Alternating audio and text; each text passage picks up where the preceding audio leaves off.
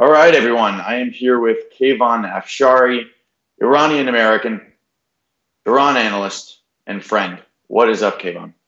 Good to see you, Taylor. Congrats on your YouTube channel. Thanks, Kayvon. So there's a lot going on in Iran right now, and I definitely needed to have you on the channel to clear things up. Maybe you can give me a little bit about your background to get started. Sure, no problem. I work in TV news, but I'm very involved in Iran. My parents are from Iran. I've been to Iran 5 times. I've been studying the region for a while as well. I got my bachelor's degree in political science and Middle Eastern studies from McGill University. I later worked at CBS News for 5 years, still work in TV news. I got a master's degree in international relations from NYU. And I'm someone who cares a lot about Iran, and I see it currently in a tragic state politically, and I think it's such a waste because it's a country that has tremendous potential and that could really, if its interests were pursued in alignment with the Iranian nation, would be of huge benefit to the United States. And since 1979, that's basically has not been the case at all. There's a lot of history to go over here, and I'm looking forward to doing it with you. So one thing I definitely wanted to get from you was a bit more of an insight into the history of Iran, specifically Persia and the name Persia. So I've heard here in the West, after meeting Iranians or Persians, them refer to themselves as Persian, and the history predates Iran, and maybe you can touch on that a little bit. Sure. Well, Persian is the English word in our current vernacular, but Iranians never really referred to their land as Persia. Persia goes back in ancient times to the Greek word for Iran, and it referred to the capital district of Pars.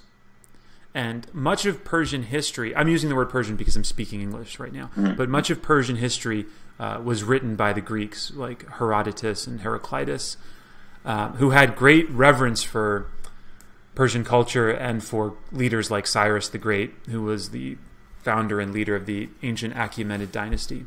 So Pars was the capital district of what was referred to as really Iran-Shahr, which means dominion of the Aryans. And so these Persian empires, of which there were at least 3 successive Persian empires, spanned the known globe. I mean, these were enormous empires that encompassed much of the modern Middle East, India, Afghanistan, and crucially the Caucasus as well. They mostly fought their wars with the Romans and with the Greeks. And, it was not only ethnically Persian people that were a part of this dominion. You had other ethnic groups that identified as Iranian as well. So today, I mean, it's kind of a mishmash. It's a bit confusing, the distinction between Iranian and Persian. But it goes back in particular to the Greek word for the capital district of the Iranian Empire. Today, I think it more approximates something like Persian to mean Persian ethnicity and Persian culture, and Iranian to meaning Iranian as a nation, Iranian nationalism, which could encompass Kurds and Arabs and Armenians as well.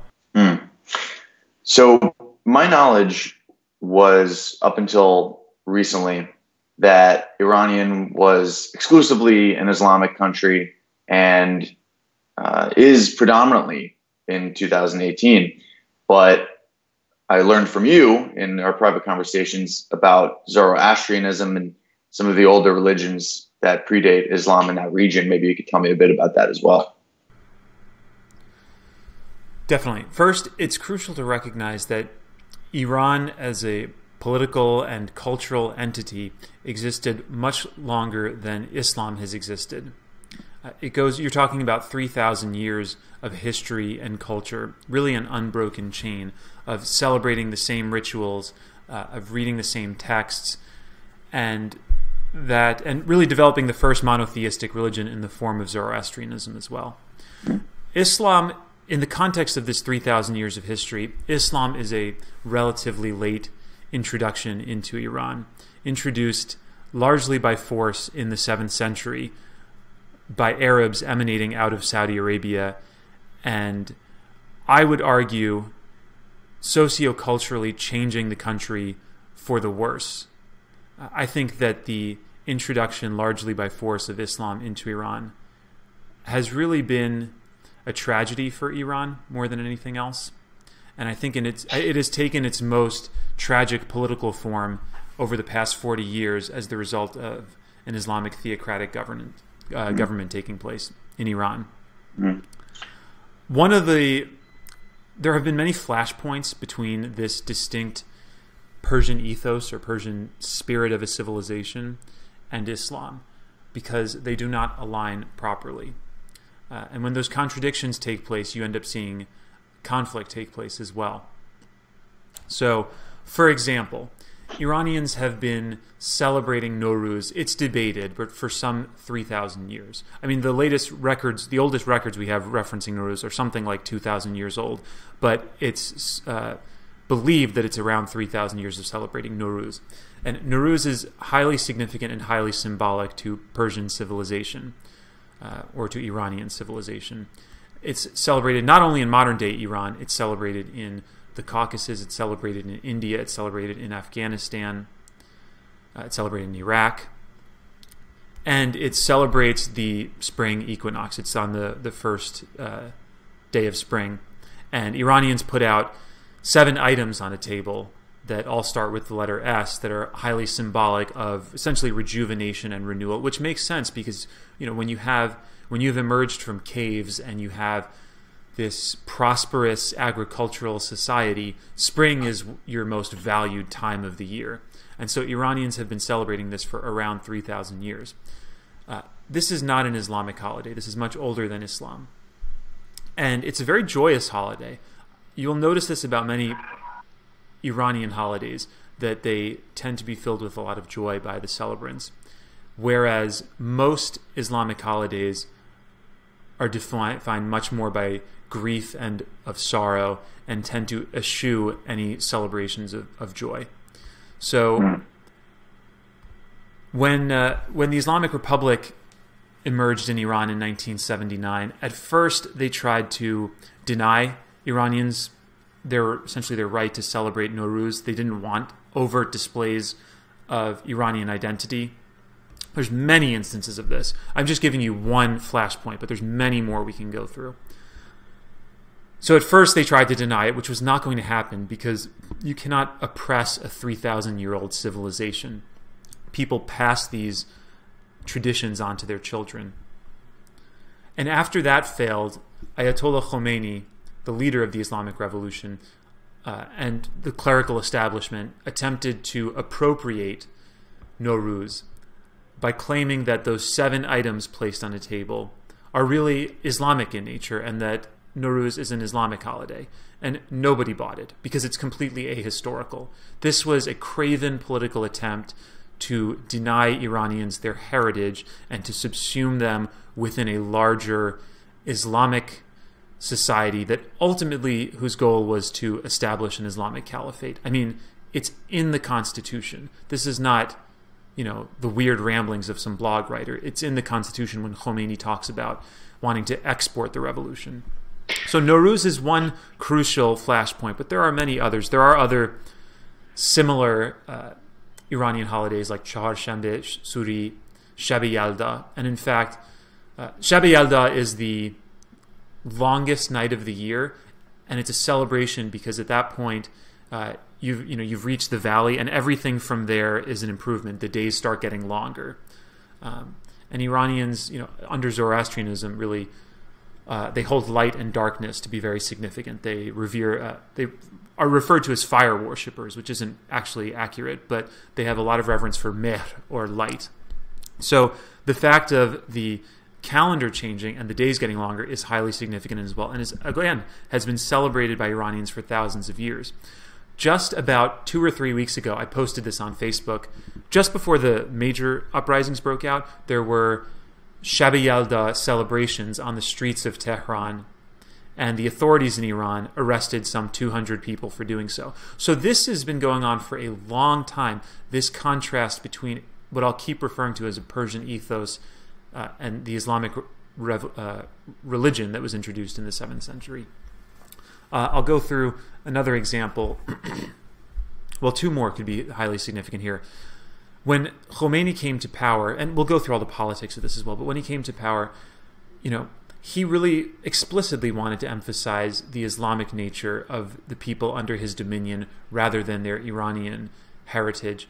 And he went so far as to say at one point, I'm paraphrasing, but essentially saying, and this is within the context of his fantastical dreams of an Islamic caliphate taking place, his idea was that the leader of the Islamic Republic one day need not necessarily be an Iranian. He might well be an Egyptian or a Syrian, for example, because they're Muslim as well. So he wanted to kind of be the standard bearer for the Ummah, the community of all Muslims. This in spite of a very significant Sunni-Shia schism. And then finally, I'll just say that one of the most revered characters in Iranian history for his contributions to Persian literature and retaining the Persian linguistic style and Persian language is the epic Iranian poet Ferdowsi, Abdul Qasim Ferdowsi. And I have a photo of me at his giant mausoleum in the city of Tus, which is just outside of Mashhad, which is where these protests originated, which we'll talk about as well. And Ferdowsi is credited with, in the wake of the Arab invasion, the Arab invaders were essentially imposing the Arabic language on Iranians.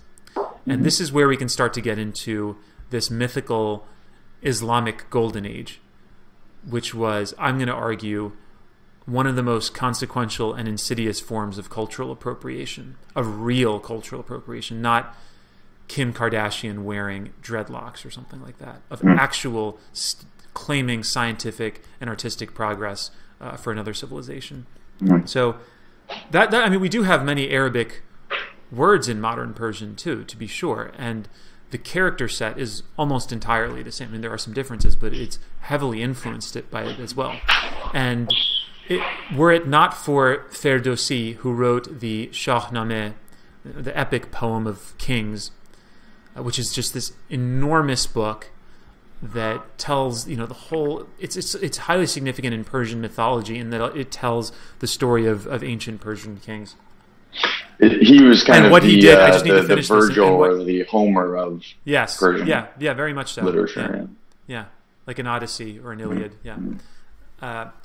And what he did was write this very long epic poem entirely with Persian words, deliberately so, as a way to retain Iran's Persian language and history and heritage. Mm-hmm. And so it was very deliberately done, and he's highly revered in Iran today.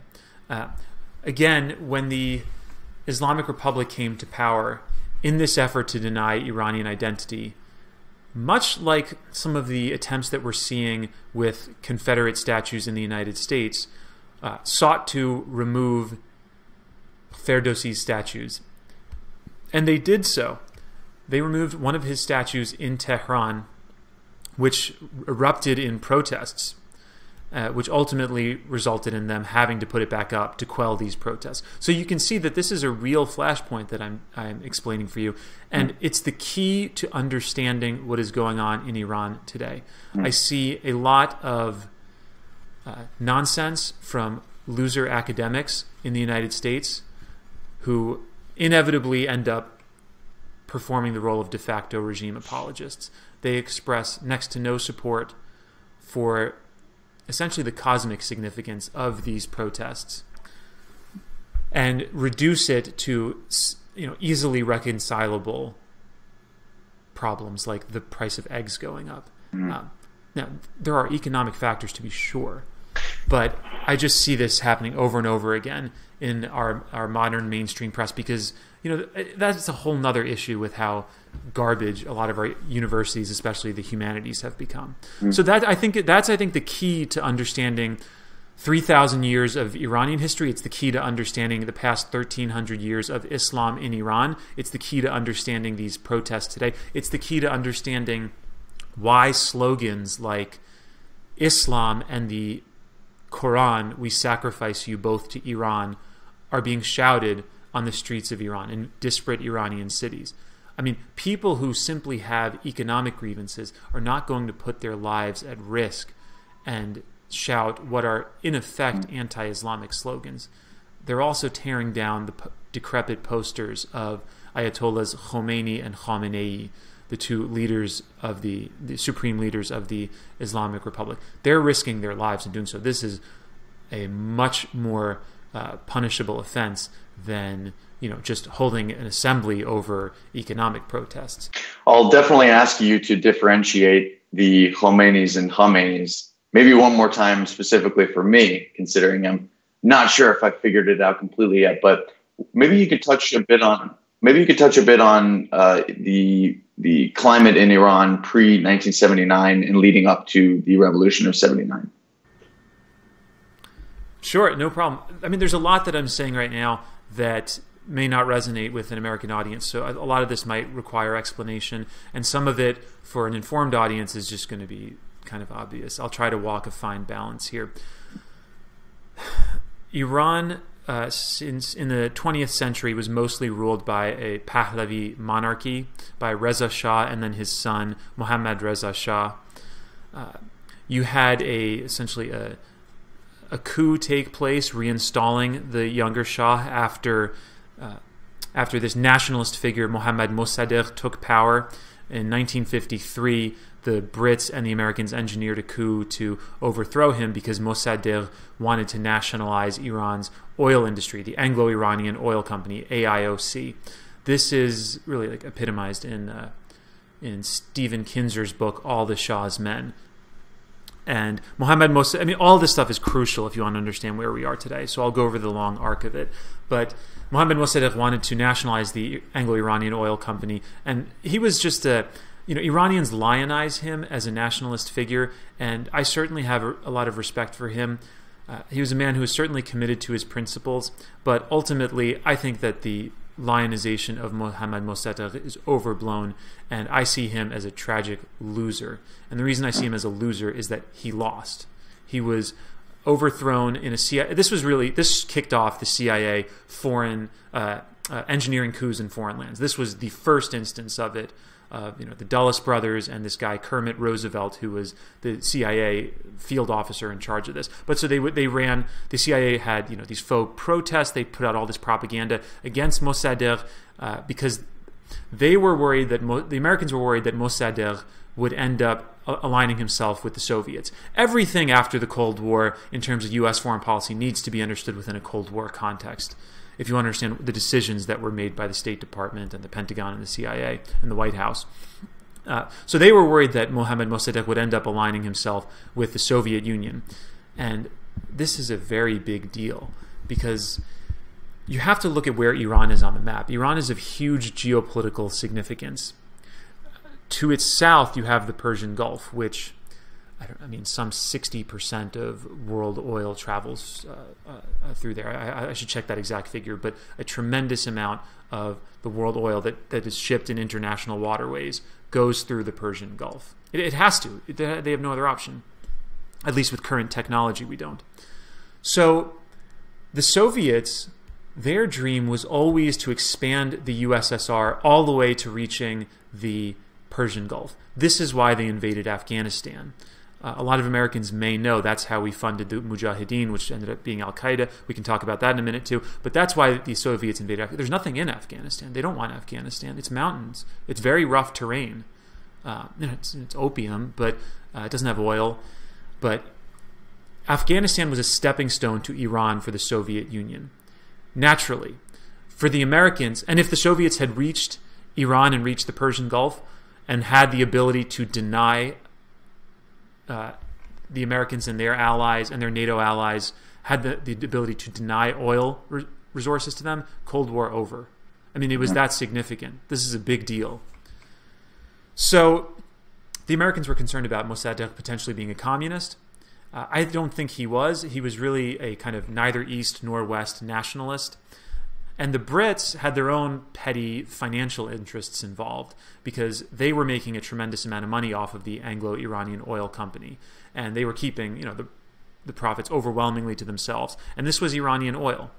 Now, I mean, ultimately, I think this was one of many tragedies in modern Persian history, modern Iranian history, because, you know, they should have cut a deal. Mohammad Mossadegh was an extremist, I would argue. And again, most Iranian nationalists don't think this. They really lionize him. I see him as someone committed to his principles, but failed to capture the pragmatism that's necessary of qualified statesmen.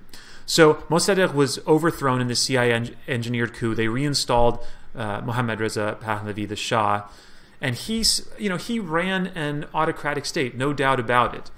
He was a secular ruler, if it's by and large. Oh, would he you was describe a him that secular way? ruler. Yeah, I mean, he and his father had laws not allow, basically banning the hijab, the headscarf covering for Iranian women. So, you know, there are some stories of there are pious Iranian Shia and Sunni Muslims in Iran too, who do, you know, wish to cover their hair, and they banned those coverings in public. So his father, to some extent, is kind of an Iranian Ataturk to some extent, and you know, a modernizer, had grand visions for improving the country, and he and his son, they ran a monarchy. You could not criticize the monarchy. You know, they did have prisons where people were tortured, but this is the reality. I mean, politics is a dirty game, especially in the Middle East. If you want to stay in power, you have to be willing to do not nice things to stay in power. Sorry to make that plainly true, because the reality is people are always going to attempt to supplant your power. A group of commanders or any other group are always going to be willing to take you out. So that's the reality of rulers, especially in the developing world as well. Now, so he was a pro-Western. Mohammad Reza Pahlavi was a pro-Western monarch. He was funded by the United States. We helped train him. We provided him with tons of military resources. We really started the Iranian nuclear program as well under the Shah, and we provided them with tons of equipment, as did European countries like Germany as well. So we started this because we wanted Iran to be this pro-Western ally that we could rely on. So, you know, the history here is a bit complicated, but eventually in 1978, you have protests start breaking out. Now, those protests that ultimately culminated in the Khomeini returning to Iran from Paris, where he was exiled, they took 18 months. So what we just kicked off in Iran, this is hugely significant. The fact that we haven't overthrown the government yet, I mean, don't worry, there's time. These things don't take place in a week. It took them 18 months in 1978, 79. And they started as economic protests too. And there were long periods during which there were absolutely no protests. It was totally quiet. So people started protesting against the Shah. They had aspirations for something greater for Iran, and there were many forces involved. I'd say the two most potent forces, anti-Shah forces, were the communist Tudeh party, Tudeh, and the Islamic clerical establishment that was centralized around the charismatic figure of Ayatollah Ruhollah Khomeini, one of the most important figures of the 20th century, no doubt about it.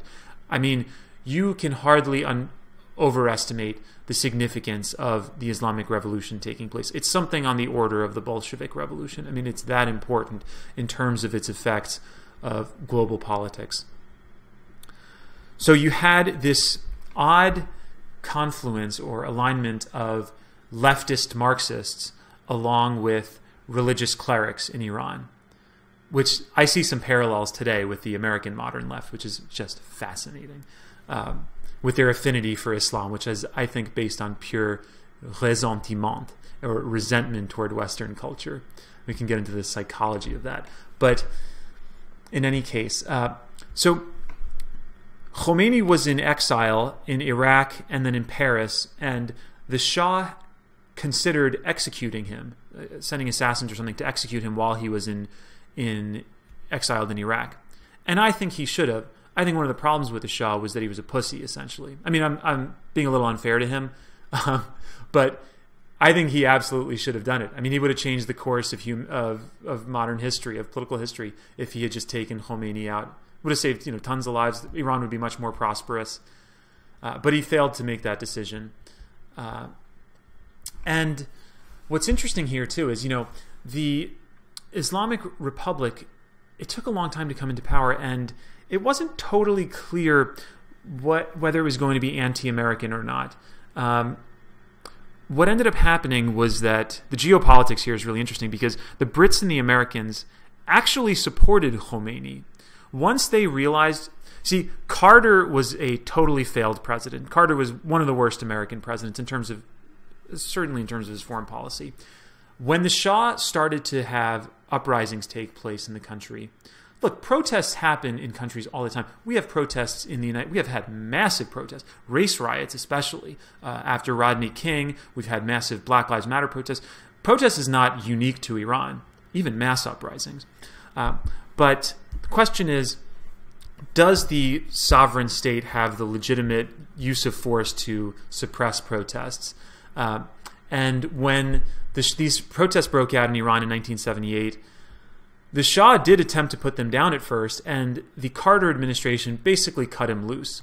Just a few months earlier, Carter is on the record, I think this was on camera, but he was at some fancy glitzy event and referred to Iran under the Shah as an island of stability in a sea of chaos, something like that, because Iran was such a strong ally of the United States. And so he saw Iran as this island of stability, and just a few months later, the Shah was out of power. And Carter had basically cut him loose. Like, he wasn't providing the Shah with riot gear or with rubber bullets or tear gas, the low-level instruments that domestic police use to quell protests.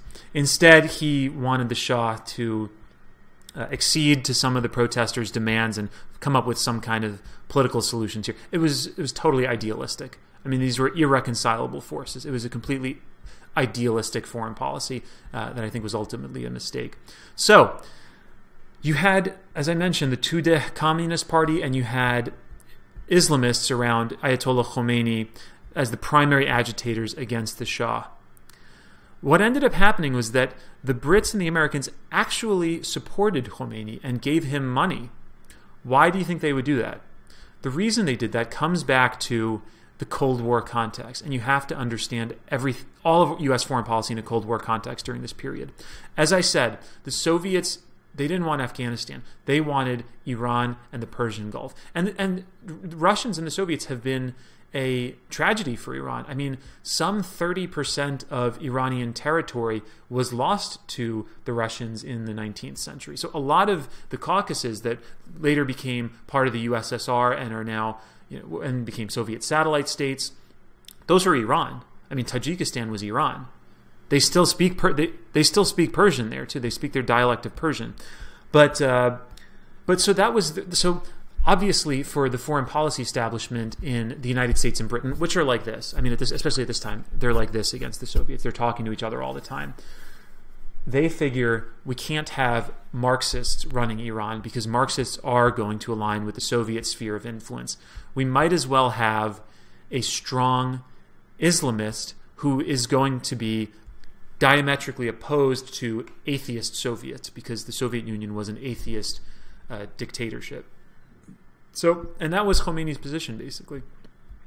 So they ended up really supporting Khomeini. And Khomeini's idea was, again, this kind of neither East nor West, kind of a third way, like a part of the non-aligned movement, that they wouldn't be with the Western Bloc nor with the Eastern Bloc. And so the Americans did support him, brought Khomeini eventually to power. And, a lot of that is just a tragedy afterwards.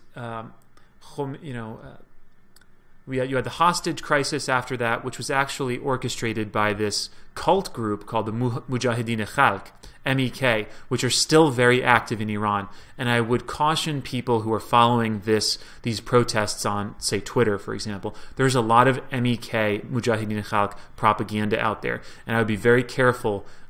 I am personally very cautious about what I take seriously and what is their propaganda.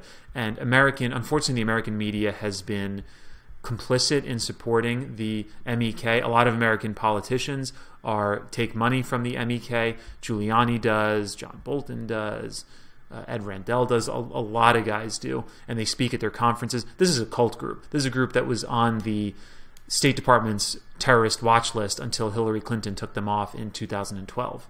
Thanks, Hillary.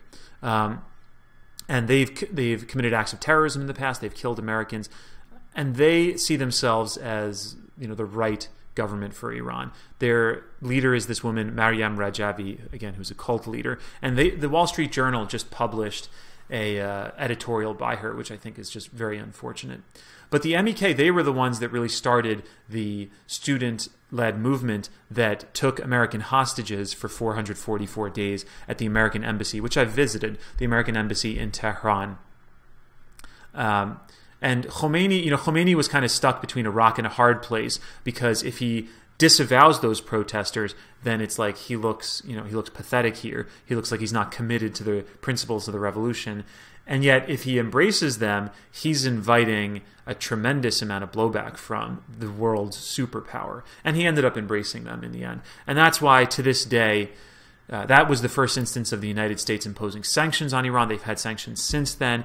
And Iran, the constitution of the Islamic Republic, effectively ended up being an anti-American document, one that, you know, identifies oppressors in the world and stands with the people of the oppressed, and sees the United States as one of the main oppressors. That's why you hear all the time in Iran at these, you know, Friday sermons led by Khamenei, and Khomeini previously.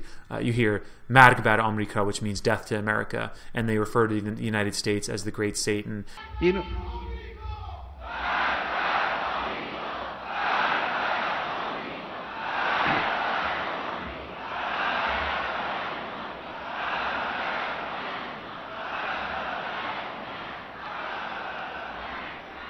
توجه بفرمایید. البته بله، مرگ بر آمریکا، چون آمریکا اون عامل اصلی این فشارهاست. And all over Tehran, I'll send you some of these pictures. We'll put them up. I've taken pictures and videos of the the colorful anti-American propaganda that just fills walls and fills buildings all over Tehran, and it's on the American Embassy in Tehran as well. There's a wall that's just got all anti-American propaganda. And the embassy today, they now refer to in Persian as Lunea Jasusi, which means the den of spies. And I mean, embassies, that's part of the function of embassies, is spying. I mean, make no mistake, they were spying on Iranians from that embassy too. So that's how it's casually known. And so since that's basically Iranian history up until the establishment of the Islamic Republic as an anti-American government. And I think it's basically been a tragedy for Iran, because if you look at, I'll just say this, and then I'll let you go, but I'll let you go with another question. But the reason I want to get to this tragic potential is, you know, if you look at Iran's development indicators in 1977, let's say, Iran was basically on par with South Korea.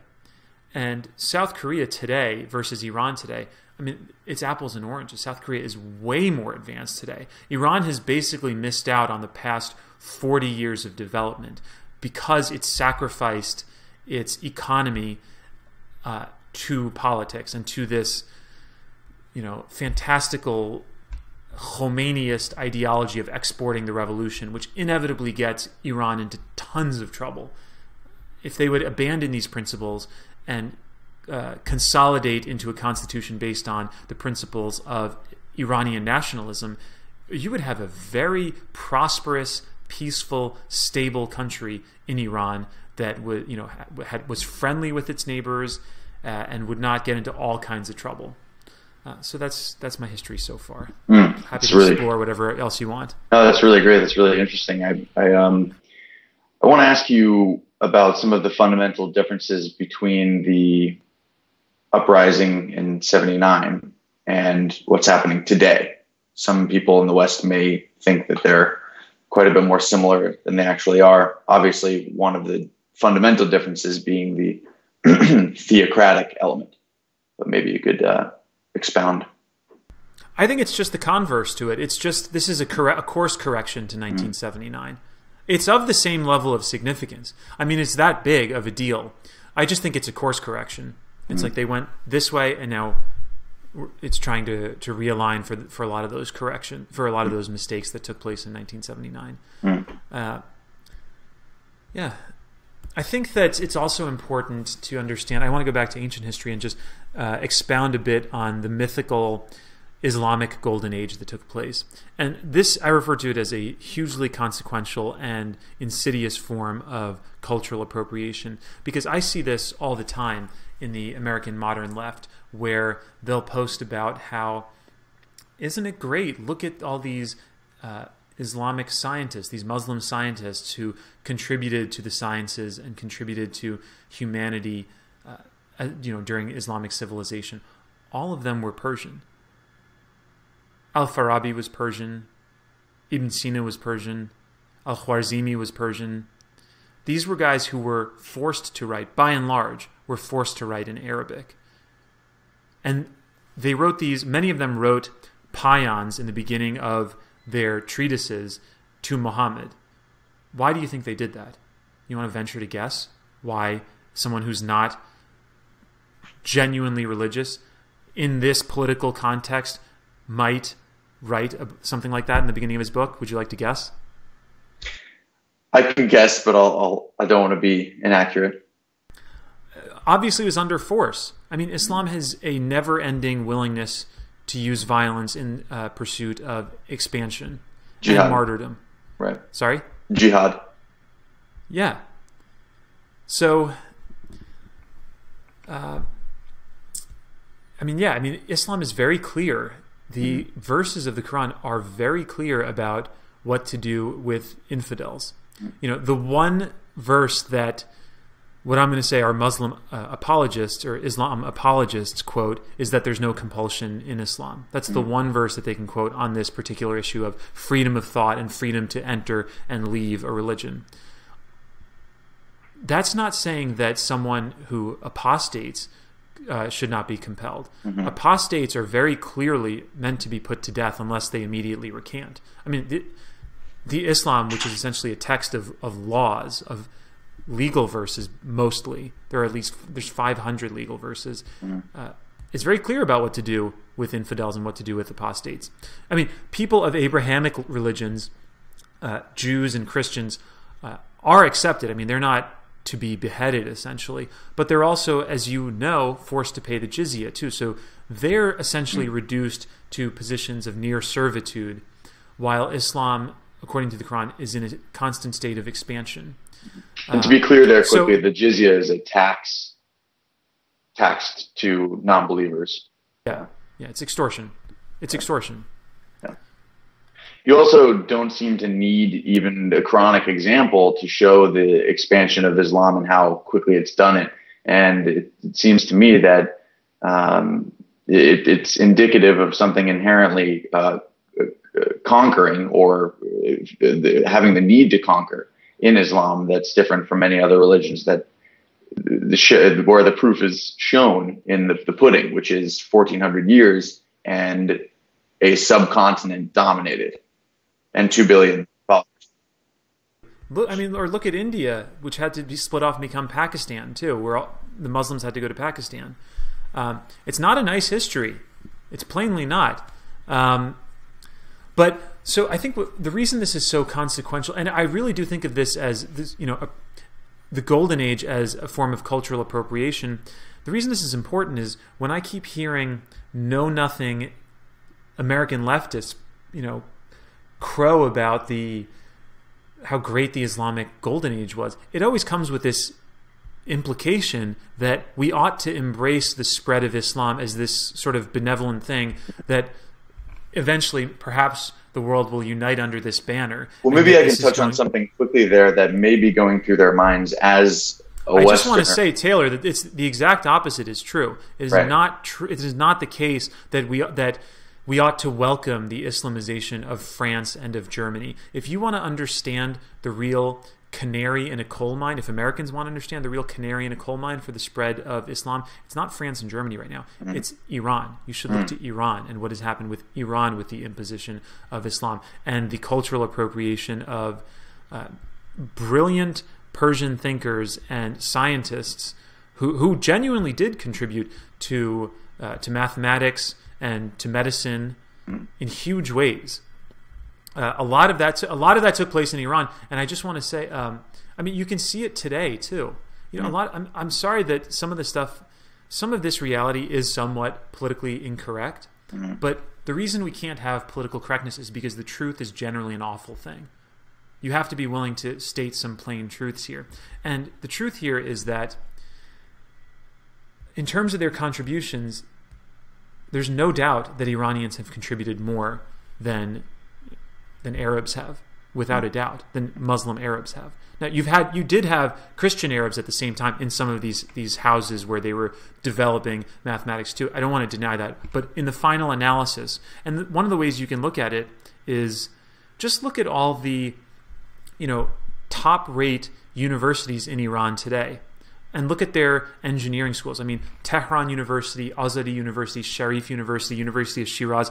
These are big universities and all their faculty do research. I mean, they're not just sitting there pontificating. They do real research there too. Even today, even despite the tragedy in Iran, the political tragedy in Iran, even today they're doing research. Is there a noticeable difference? Taylor, you can look, or just look at the faculty boards. I mean, just do a casual look. Your viewers should do a look look to a major university. Just spend a couple of them and see if you look on the engineering boards and see if you notice some Iranian names there too. You will. Is there a noticeable output of a noticeable difference in literature output from pre-Islamic Iran and post-Islamic Iran? Because I know that one statistic I've heard not too long ago is that there have been more books written and translated into English, written by Spanish authors from the country of Spain in the last 50 years than have been done in the Islamic world, or at least in the Arabian Peninsula, in the last 1,000 years. By and large, I mean, they don't contribute very many patents either.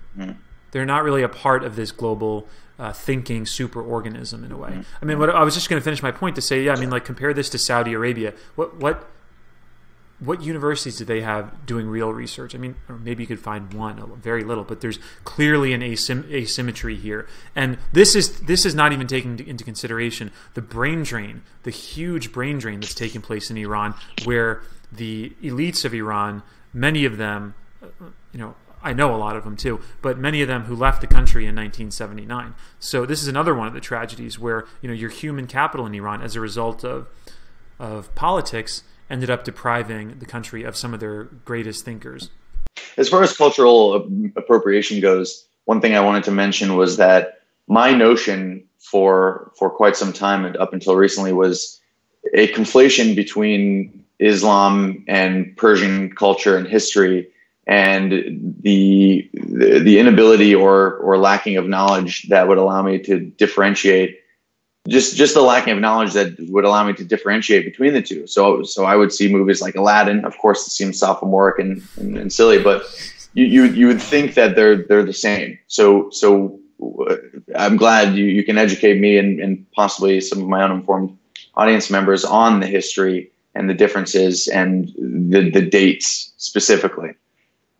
Yeah, dude, this is a really big deal with the stuff we're talking about. These are a lot of, to be honest, a lot of what I'm saying are dangerous ideas at the same time, which is partly why they end up getting suppressed. I won't bring up Aladdin again, by the way. I'm sorry. Part of it is just that because this stuff is foreign, Americans need a simplistic narrative. And at the same time, some of these are genuinely dangerous ideas that we're talking about. I'm also glad we're doing a longer form interview to fully elaborate on the subject. When you watch Fox or CNN or whatever, you're getting little sound bites, and that's if they're talking on the subject at all in the first place.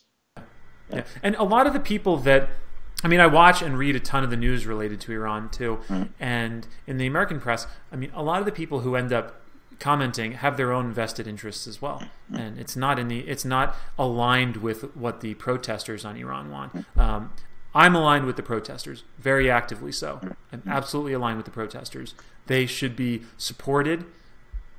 We should maybe talk a little bit about the protests. Yeah, let's talk about exactly what some of the protesters want, and how. I'd also like to know if the mainstream media is suppressing the real numbers on how many revolutionaries there actually are in Iran and so forth. Well, you've got at least 3,700 people arrested. A handful or so I mean, tens killed, let's say, probably 40 killed, 50 killed, and a few killed in prison too. They were likely tortured to death. So what we're seeing right now is Iranians willing to die. I mean, we know that the regime is willing to kill. That I already knew. In 2009, you had the Green Movement, which most people in America will remember because that was such a big international story.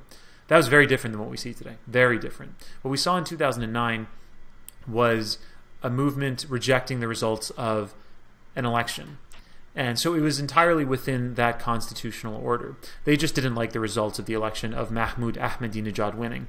And it was led by two of the participants in the presidential election, Karoubi and Mir Hussein Mousavi, both of whom are totally committed to the principles of the Islamic Republic. I mean, yeah, they're more on the pragmatic or reformist side, but I mean, no doubt about it, they're still committed to the Islamic Republic. And at that time, you know, Iranians were not willing to die for this. I mean, everyone saw that viral video of Neda Aga Sultan being shot and dying in the street. Some of it was questioned too, but in any case, let's say one person died, a few people died. You didn't have tens of people dying at that time. Right now, Iranians are willing to die, and that's a big deal too. Because if they're willing to kill and you're not willing to die, then it's just do the math and see where you're going to end up. The regime wins. But in this case, this is much more significant. It's taking place in disparate cities across the country. It's not just in Tehran. It's in a lot of places that haven't traditionally seen protests also. And the slogans are much more subversive than what we saw in 2009. The centralized, consolidated slogan in 2009 was, "Where is my vote?" And what was Ahmadinejad's role in place in all of this, especially if he was a name in the West? Ahmadinejad is really interesting, and it's going to be a little bit difficult for an American audience who have casually followed this stuff to stomach, because when Ahmadinejad was in power until 2013, Americans will recall him for his mostly bombastic statements at the UN General Assembly, his speech at Columbia in which he said, Iran doesn't have gays the way you do. So Ahmadinejad is kind of almost like a cartoon character in some ways. He's a populist. He's surely a populist who wanted to bring projects to rural areas and wanted to give out more subsidies to rural areas as well. And during his second term, he became more autonomous, which is not good within the constitutional order of the Islamic Republic, which really has the president clearly deferential towards the supreme leader. And Ahmadinejad wanted to kind of run his own foreign policy, which is usually not the purview of the president. And he's managed to be a bit of a shapeshifter in some ways, because he was just arrested about a week ago, and he is one of this movement that I'm describing to you involves a lot of people connecting around ideas, essentially forming what I call a superorganism. And we're centralized around these ideas of Iranian nationalism, and centralized around these ideas of connecting Iran's pre-Islamic past with its post-Islamic future. We don't see the imposition of Islam in the 7th century as something to be celebrated in Iran. We see it as a tragedy, as an absolute tragedy that needs to be corrected. And in that sense, we see the Islamic Republic as just the most politically manifest form of that tragedy. So, where was I going with this? Maybe you could talk a bit about I want to finish this on Ahmadinejad. Okay. So there are people, this is important, I know there are people within the government and within the IRGC, the Revolutionary Guard Corps of the Islamic Republic, which is kind of the elite militia unit that's loyal to the supreme leader. There are Confederates within the government and the IRGC who are on board with this project as well. They see the Islamic Republic essentially in a very perilous state. They think it has not delivered results for the people. They think the entire establishment is corrupt, and it is. They see the entire establishment as inept, and it is. And yet they don't want a wholesale revolution that is going to completely upend Iran's industrial and economic order, because the IRGC has tentacles throughout Iran's entire economy, throughout telecommunications, throughout construction firms, hospitals, charitable organizations. Much of it is run by the IRGC. And if we were to uproot the entire order and disband the IRGC, Iran would have to be rebuilt from scratch. So I don't think that that's what we want either. So there's certain structures of the Islamic Republic that will need to be maintained, and yet we need fundamental changes taking place at the same time, including no more supreme leader. He'll be gone. And these types of changes will only be able to be enacted under martial law. So this is ultimately going to culminate in some kind of military coup taking place, in which either one commander or a group of commanders at the opportune time seize power and impose martial law and start a series of fundamental changes to the Islamic Republic, which will in effect no longer be an Islamic Republic eventually. It'll be an Iranian nationalist government, one of which will be ending the office of the supreme leader, one of which will be reforming the role of the Guardian Council, which is a 12-member body responsible for vetting all candidates for elected office, virtually all candidates for elected office, obviously including the president, and vetting all legislation to ensure that it is consistent with the principles of the Islamic Republic. And when they vet presidential candidates, they're not vetting them to make sure that they're in the interests of the Iranian nation. They're vetting them to make sure that they're committed to the principles of the Islamic Republic and that they're pious Muslims. So that will need to be reformed as well. So big changes are going to be coming to Iran in the coming months and years, and it's ultimately going to be hugely in the favor of Iran and hugely in the favor of Western Europe and the United States as well. Now, there are pitfalls involved here too. As with any major change like this, there are external players who wish to channel it toward their own interests. I have no doubt about that. And some of those interests I can't get on board with. The Trump administration right now is considering various plans for what to do to Iran. They were totally taken by surprise. That's why as were the Israelis, that's why when Ayatollah Khamenei, during his Friday sermon last week, naturally his excuse is always, whenever uprisings take place, his excuse is, these are foreign agents, they're agitated by the West, by Israel, by the United States, by Saudi Arabia. They don't have our interests, they're not real Iranians. That's not the case here. The United States was taken totally by surprise, and Israel was taken by surprise. Mossad, the Israeli intelligence unit, had no idea that this was going to be happening. Now, that said, once they get the ball moving, all these forces want to take it in their direction, because Iran is a huge geostrategic asset. Huge. So some of the Trump administration's plans are going to include a military intervention, which I will never get on board on. I will never, pretty much under any circumstances, support a military intervention of Iran, much like I protested the Iraq War of 2003 and opposed the Libya aerial bombing.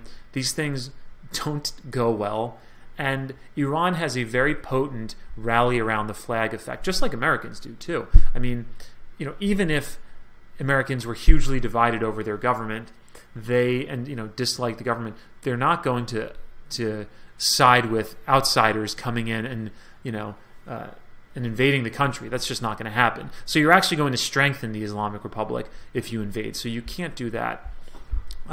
Some sort of CIA covert operation is probably being considered right now as well. But ultimately, I think that the best thing that Americans can do is let the process play itself out, because there is a cosmically significant contradiction between Iran's Persian ethos and its the Islamic religion that was imposed in the 7th century. Mm-hmm. That contradiction has always existed with all its flashpoints, and it's playing itself out today. Mm-hmm. Ultimately, the civilization is going to win over Islam, and we're going to see first a political change in the form of the government, and then the longer term change is going to be a socio-cultural change that will be probably beyond my lifetime of replacing the predominantly Shia Islamic religion in Iran with something that is, connects Iran's pre-Islamic past with its post-Islamic future. The best role that Americans can play in that is to let it play out, but also keep your eyes on Iran. Pay a lot of attention to Iran. It's so funny. Sometimes I think we have these events, these unstable events take place in foreign countries, and one of our immediate thoughts is, oh, should we bomb it? Should we invade? Rather than do that, how about just pay a lot of attention? Let's start with that first. Let's just pay a lot of attention. And we kind of have the ability to do it now with the internet too. All these videos are getting out. I see them in all these apps that I'm on. I see all these videos spreading, and they make it eventually on Twitter. They make it on Facebook eventually and on YouTube. But just pay attention. Rather than get involved militarily, pay a lot of attention. And I got to say this too. In 2009, when the Green Movement took place, I was following the Green Movement very closely. I was working for CBS News at the time. The Green Movement lasted some 2 weeks or so, and the American media was paying a ton of attention to it. It was the A1 lead story every night until Michael Jackson died. When Michael Jackson died, all of a sudden, that story got pushed further and further back into the evening news, further back on the pages of the New York Times. And this is really important, especially because the Soviet refusenik, his name's Natan Sharansky, he's still alive today in Israel. One of the things he said is that when you're protesting against an autocratic regime, you want to know that the outside world is hearing you. That's very important. If you don't think that they're hearing you, then it feels like you're a tree that falls in the forest. So if we can send a signal that we hear the Iranians on the streets and that we side with them and their aspirations for a great Iran, I think that's a very important role that we can play. And that doesn't cost millions and millions of dollars, and it's not going to tear up a bunch of lives. Well, how do you think the American media is broadcasting the situation in Iran currently, and what do you think could be done differently? Terribly. You basically have two camps right now, some of which, I take a little bit from this camp and a little bit from that camp in the most superficial sense, really. I mean, the ideas I'm putting out there, I think, are much more nuanced and are much more dangerous than what either of these two camps are saying. But on the one hand, you've got neoconservatives. John Bolton, for example, frequently gets consulted on this issue. He was George Bush's ambassador to the United Nations. He's a foreign policy expert. Definitely someone who wants to project American force around the world and kind of believes in the doctrine of peace through strength. And so his interest is he wants to support the protesters, and he ultimately wants to overthrow the Islamic Republic, possibly with a military intervention. I don't think he's quite said that exactly. He probably has. I mean, John McCain said he joked about bomb Iran. So there's plenty of people who want to bomb Iran.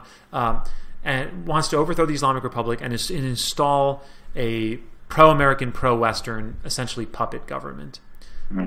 I don't think that that's going to happen. I'll never support that, and I don't think there's a reason to support that. That said, I have to say that there are places where the strategic interests of American neoconservatives and neoliberals and Iranian nationalists do align. One of which, crucially, is support for Hezbollah. Iran's national interests are not articulated by supporting Hezbollah. Iran is much better served.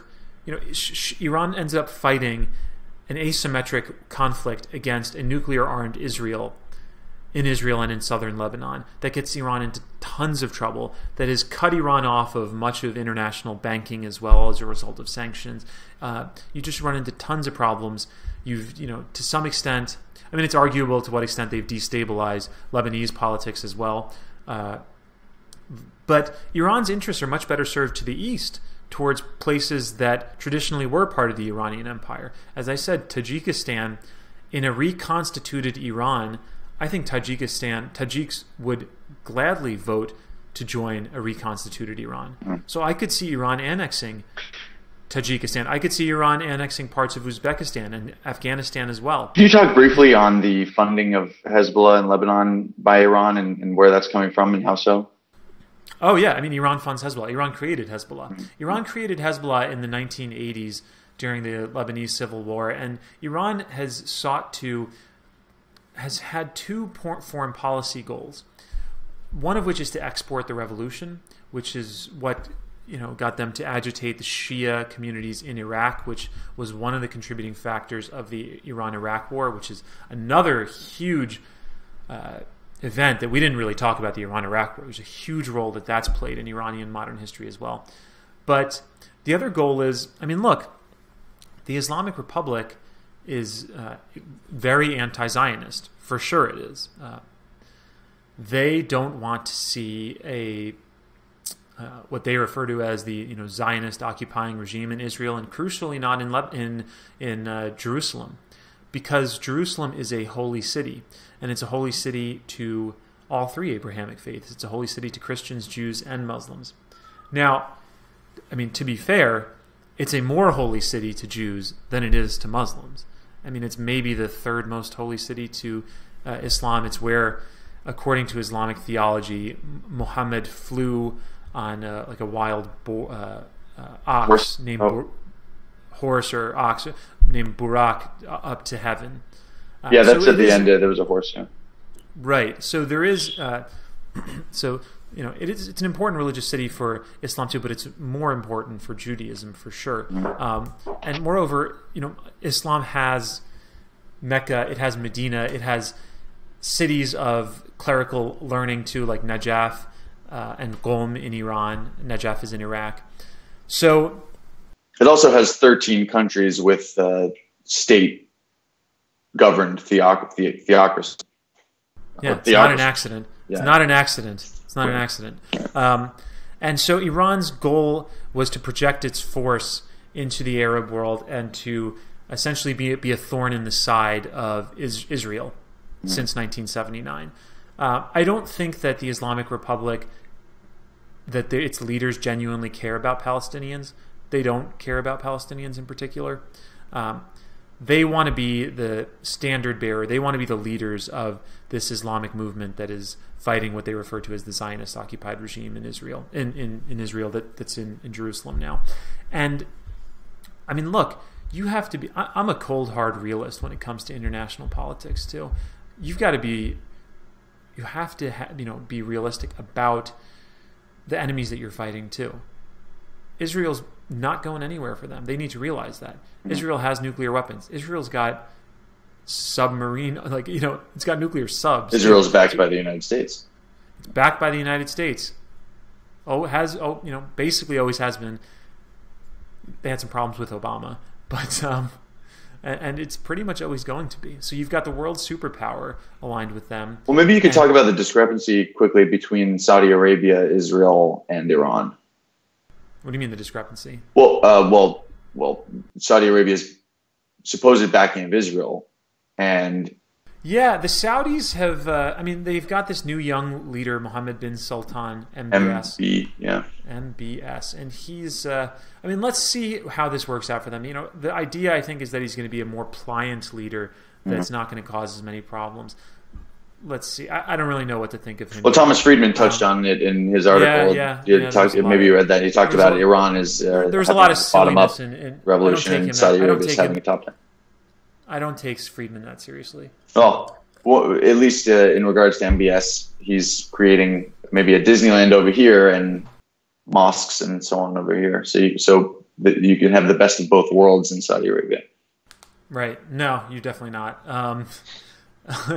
Look, Saudi Arabia is a state it's a petrostate that only exists because they have the ability to pull black gold out of the ground. Right. That's it. And you've got a bunch of these, hedonistic, rich Saudi royals that fly all over the country and show their wealth. Yeah. Not a ton of respect for the Saudi government. Buy a couple Jaguars here and there. What's wrong with that? Yeah. The animal, not the car. Yeah. Oh, yeah, right. But yeah, that is kind of the regional Cold War of the Middle East, is this Cold War between Iran and Saudi Arabia. And it's not an accident that it's a Sunni-Shia split as well. You see it, they fight proxy wars, especially in Yemen. Yemen's one of the places where Saudi Arabia and Iran are currently fighting a proxy war. So, Iraq and Syria as well. And But what I'm saying is the crucial point here is that an Iran constituted and an Iran that has a foreign policy that pursues the interests of Iranian nationalism is going to get out of those areas and focus its efforts on areas that were traditionally part of Iran. And as I'm saying, the people in these countries will want to be part of a reconstituted Iran. And that would be hugely stabilizing to the Middle East, to get Iran out of southern Lebanon, where she gets into all kinds of trouble. What happens for human rights? What happens for human rights and equality and the gender disparities that may be happening currently? What happens? What do you hope to see, and so on? Oh, it's going to be hugely improved. I mean, I don't think that you're necessarily going to have a Western liberal democratic order in Iran, nor do I necessarily want one. Because Iran is in need of stability as well. You know, I think this idea, it's really a neoconservative idea that Western liberal democracy is for the entire world. I mean, that's ridiculous. I think a lot, like, you know, a lot of people subscribe to this idea, you know, perhaps best exemplified by Francis Fukuyama in The End of History, which is this seminal piece that he wrote at the end of the Cold War that was totally wrong. Totally wrong. So not all people necessarily want democracy, too. And we should recognize that. China's not a democracy. It's not going to be. They're not, and they're probably going to own the 21st century. And they're not going to spread democracy either. But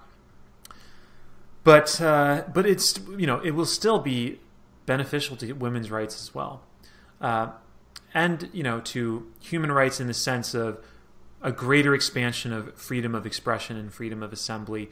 Certainly in the sense of corporal and capital punishment. I mean, we talked about this earlier, but if you look at the Sharia imposed law in Iran and some of the very draconian measures that are taken against people who commit crimes in Iran, it's not a pretty picture.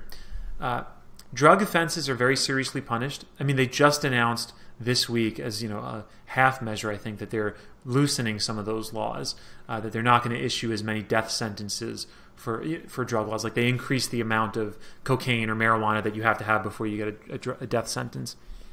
But the Islamic Republic, you know, its legal structure is based on Sharia, and Sharia is very clear about, you know, what happens to adulterers and what happens to apostates, and what happens to homosexuals as well, and to free thinkers.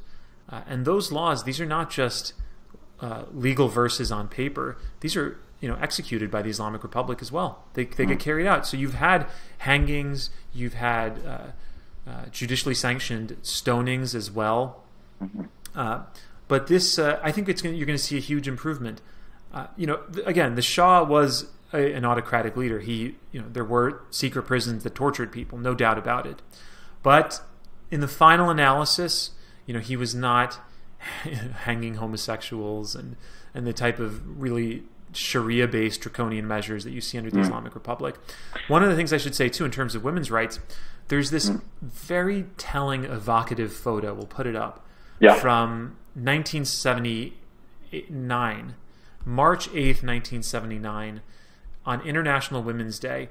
100,000 Iranian women came out on the streets of Tehran to protest Khomeini's and the budding new Islamic Republic's hijab ruling, which mandated the wearing of the headscarf in public places. This was basically new to Iran, to require women who were cosmopolitan, who were, you know, I don't know if I'd say necessarily Western, but who had an affinity for the West, definitely, who embraced Western dress too, and who traveled abroad and wanted to be part of a cosmopolitan world. Who needn't be concerned about showing their calves in public. Right. So 100,000 of them came out and protested against Khomeini requiring them to wear the headscarf in public. Again, this is another one of those flashpoints when I talk about a Persian ethos, a pre-Islamic Persian ethos versus this religion imposed in the 7th century. The Persian ethos explicitly cultivates beauty as a virtue, and I think that's fantastic. And under Islam, it's not a nice life for women by and large under Islamic rule. I mean, I don't want to exaggerate it at the same time. I've been to Iran many times. Life for Iranian women under the Islamic Republic is not the utter hell that it is for women under the Taliban. It's just not. I mean, they're not forced to wear a burqa that covers their face. And you don't see that. You don't really see burqas, and maybe in some rural areas. I've seen chadors. I've seen more conservative dress, but you don't really see face coverings that often in Iran too. And the problem with the face covering is, this is not just a question of degree. When you're covering your face, you're denying someone your humanity and your right to be a recognized public person. You're denying them a voice. You can no longer attribute someone's thoughts to someone's person anymore. I mean, this is a really big deal that the Taliban does this. It's a total tragedy that they do it. And all of this comes from Islamic law. I mean, it's very clear the role of women is clearly subservient to a man under Islam. And the Islamic Republic has enacted this into law as well. For example, the testimony of a female is worth, you need 2 females to 1 male's testimony, essentially. And that comes from the Quran. I mean, it comes directly from the Quran. Yeah. So I think under a reconstituted Iran that has a transition government under martial law that eventually has a nationalist ruler, I think you're going to see huge improvements for Iran. There will be much greater human flourishing in Iran. Iran will be a sovereign nation, but one that exists and is friends with its neighbors, that is trading with its neighbors, and that essentially ends up, unlike the Islamic Republic, upholding a lot of these, fantastic dreams that we have in the UN Declaration of Human Rights. So this would be a huge deal, and I'm looking forward to it. So, Kayvon, why do you think that there's such a silence almost from Western feminists in regards to women's rights in the Mideast, in Iran, and in other places? I feel myself having this annoying urge to want to give a diplomatic answer. So rather than do so, I'll just give no answer. Tell it like it is. No answer? Yeah. I'd prefer to give no answer here. I mean, speculating about their motivations too, like, okay. In the significance of the stuff I'm talking about, it's not a high priority, and there's probably different motivations for it. Some of them probably do care, some of them don't. But I can't really give a politically incorrect, honest answer here without insulting people. I don't really want to do that. Well, do you think that feminism or just equality across the board and human rights is a part of the uprising in Iran? I mean, clearly it is.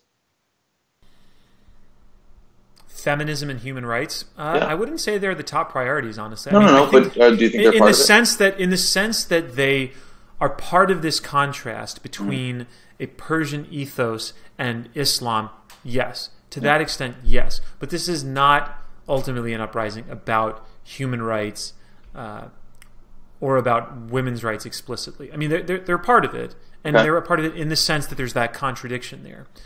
But I don't. Well, sexually exclusive hijab laws are clearly a feminist issue. Oh yeah, that's what I'm saying. Oh yeah, that's what I'm saying for sure. I mean, that's why I brought up the 1979 International Women's Day protests too. Yes, for sure. This is a part of this Persian ethos that cultivates beauty versus Islam that has a sort of a Handmaid's Tale version of life for women. And it's worth noting too, I'm going to speculate just slightly here, but Margaret Atwood, who wrote Handmaid's Tale, I mean, she wrote that at the time after the Islamic she started writing it after the Islamic Revolution took place. And based on interviews, it seems pretty clear to me that she was looking at Iran as her inspiration for that book. She looked at what happened in Iran because it was such a drastic shift from. I mean, I'll give you some pictures too. This doesn't capture all of Iran, but there's a snapshot of Iran of women in mini skirts. Going, just like wearing mini skirts, wearing mini dress, and then all of a sudden, in a short period of time, being forced to adopt Islamic dress. So a lot of the world, including many Iranians, couldn't believe that took place. Margaret Atwood saw that taking place and asked the question, what if that change took place under Christian fundamentalists in North America. So I think this, to some extent, in a roundabout way, will answer your core question, which is, I see a lot of Western feminists embracing this book and this Netflix series wholeheartedly. I should say I haven't watched the Netflix series, so I don't really know. I can't comment on it in particular. But they watch it, and they're not realizing quite the context here, which is that the canary in the coal mine here is Iran. That's what you should be looking to. And you should not be aligning yourselves with Islam. And I see it all the time, especially among the academic losers in our garbage humanities departments. Right.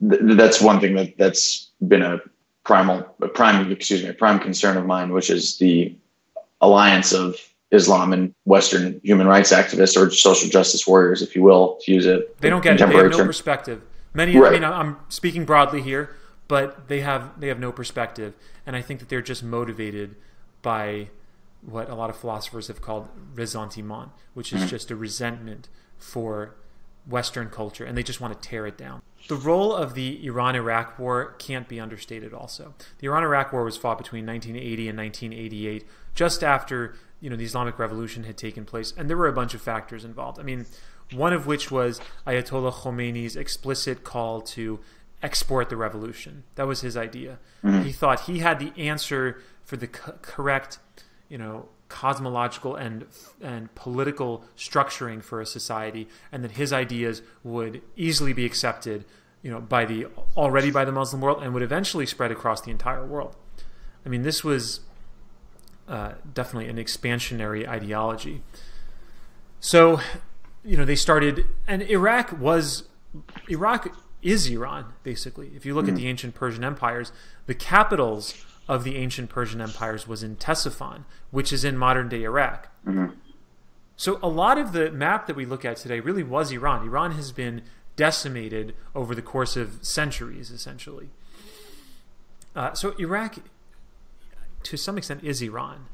It's only, since the end of the First World War and the breakdown of the Ottoman Empire that we have the modern Middle East today, which is a bunch of states carved up by, the Sykes-Picot Treaty, by imperial forces in France and the United States and Great Britain. So, like Jordan was just carved out of thin. Jordan doesn't really exist. That's not really a nation. They just came up with Transjordan and drew it on a map because that's how they were able to divvy up the world. It was Woodrow Wilson, Lloyd George, and George Clemenceau from France, looking at a map. Ascertain this was when the Western world was at the apex of its power, of its civilizational power around the world.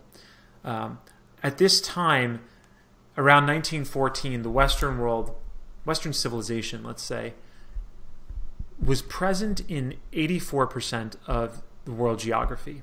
So they had their colonies established. I mean, this is talking about the Brits, French, Americans, Dutch, Belgians, Germans. 84% of the world was owned by the West, basically. And then in the course of these, post-colonial, these anti-colonial movements of the 20th century, that's been totally reduced. That's a huge change as well. And so one of the areas that they were looking at of huge strategic significance was the Middle East, because of its oil reserves and its liquid natural gas as well. I mean, this is a really important part of the world that you have to control. And it's also a bridge between Europe and the East, between Europe and India and China.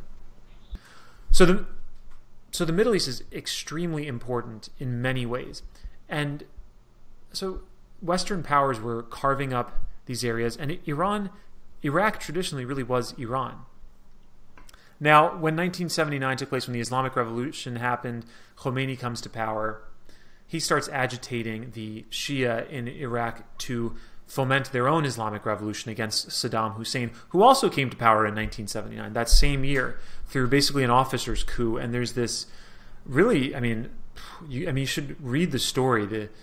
history of this, because Saddam Hussein took to the floor of, I want to say, I think the Iraqi parliament or some institutional body in Iraq, and read out the names of all the people that he was going to have executed, and had them all summarily executed. He was on the stage reading them out because that was his coup. He was taking power. I mean, this is the reality of politics, especially in the Middle East. It's a dirty game, and people die and people are killed. And that's how Saddam came to power and stayed in power for an amazing period of time. I mean, prior to Saddam Hussein, you have to just look at Iraq's history as a series of coups taking place over and over again, of a very unstable political order in Iraq until Saddam Hussein.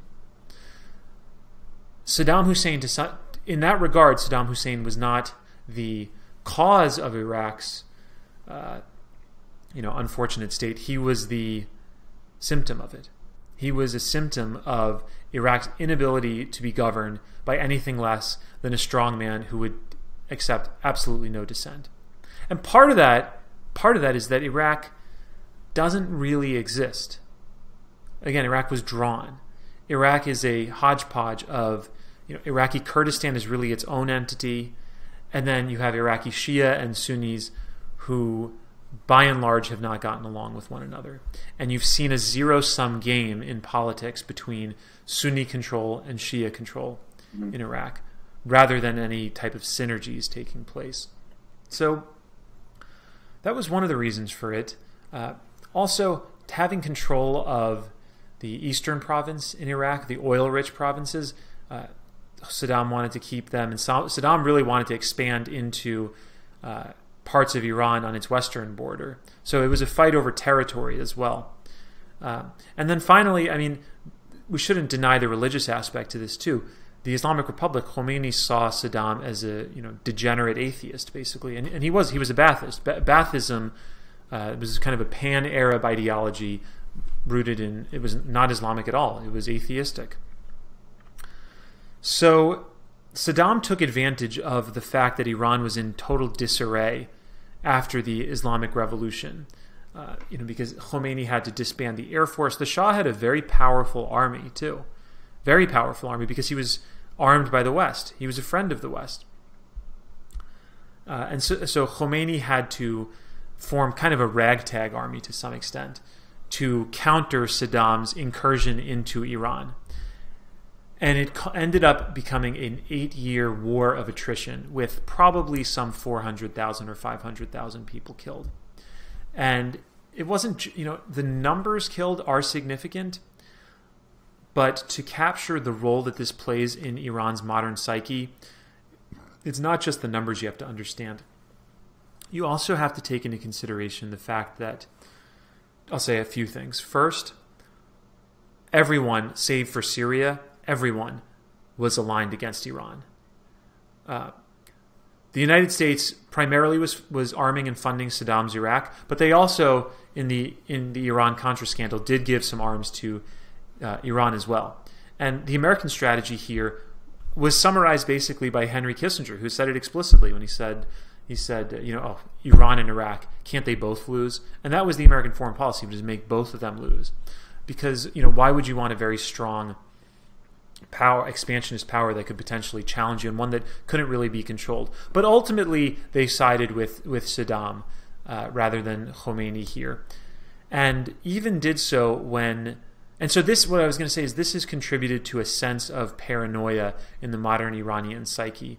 And it is a justified one too, because outside players, especially the Brits and the Russians, have played an outsized role in Iranian politics. So it's not without merit.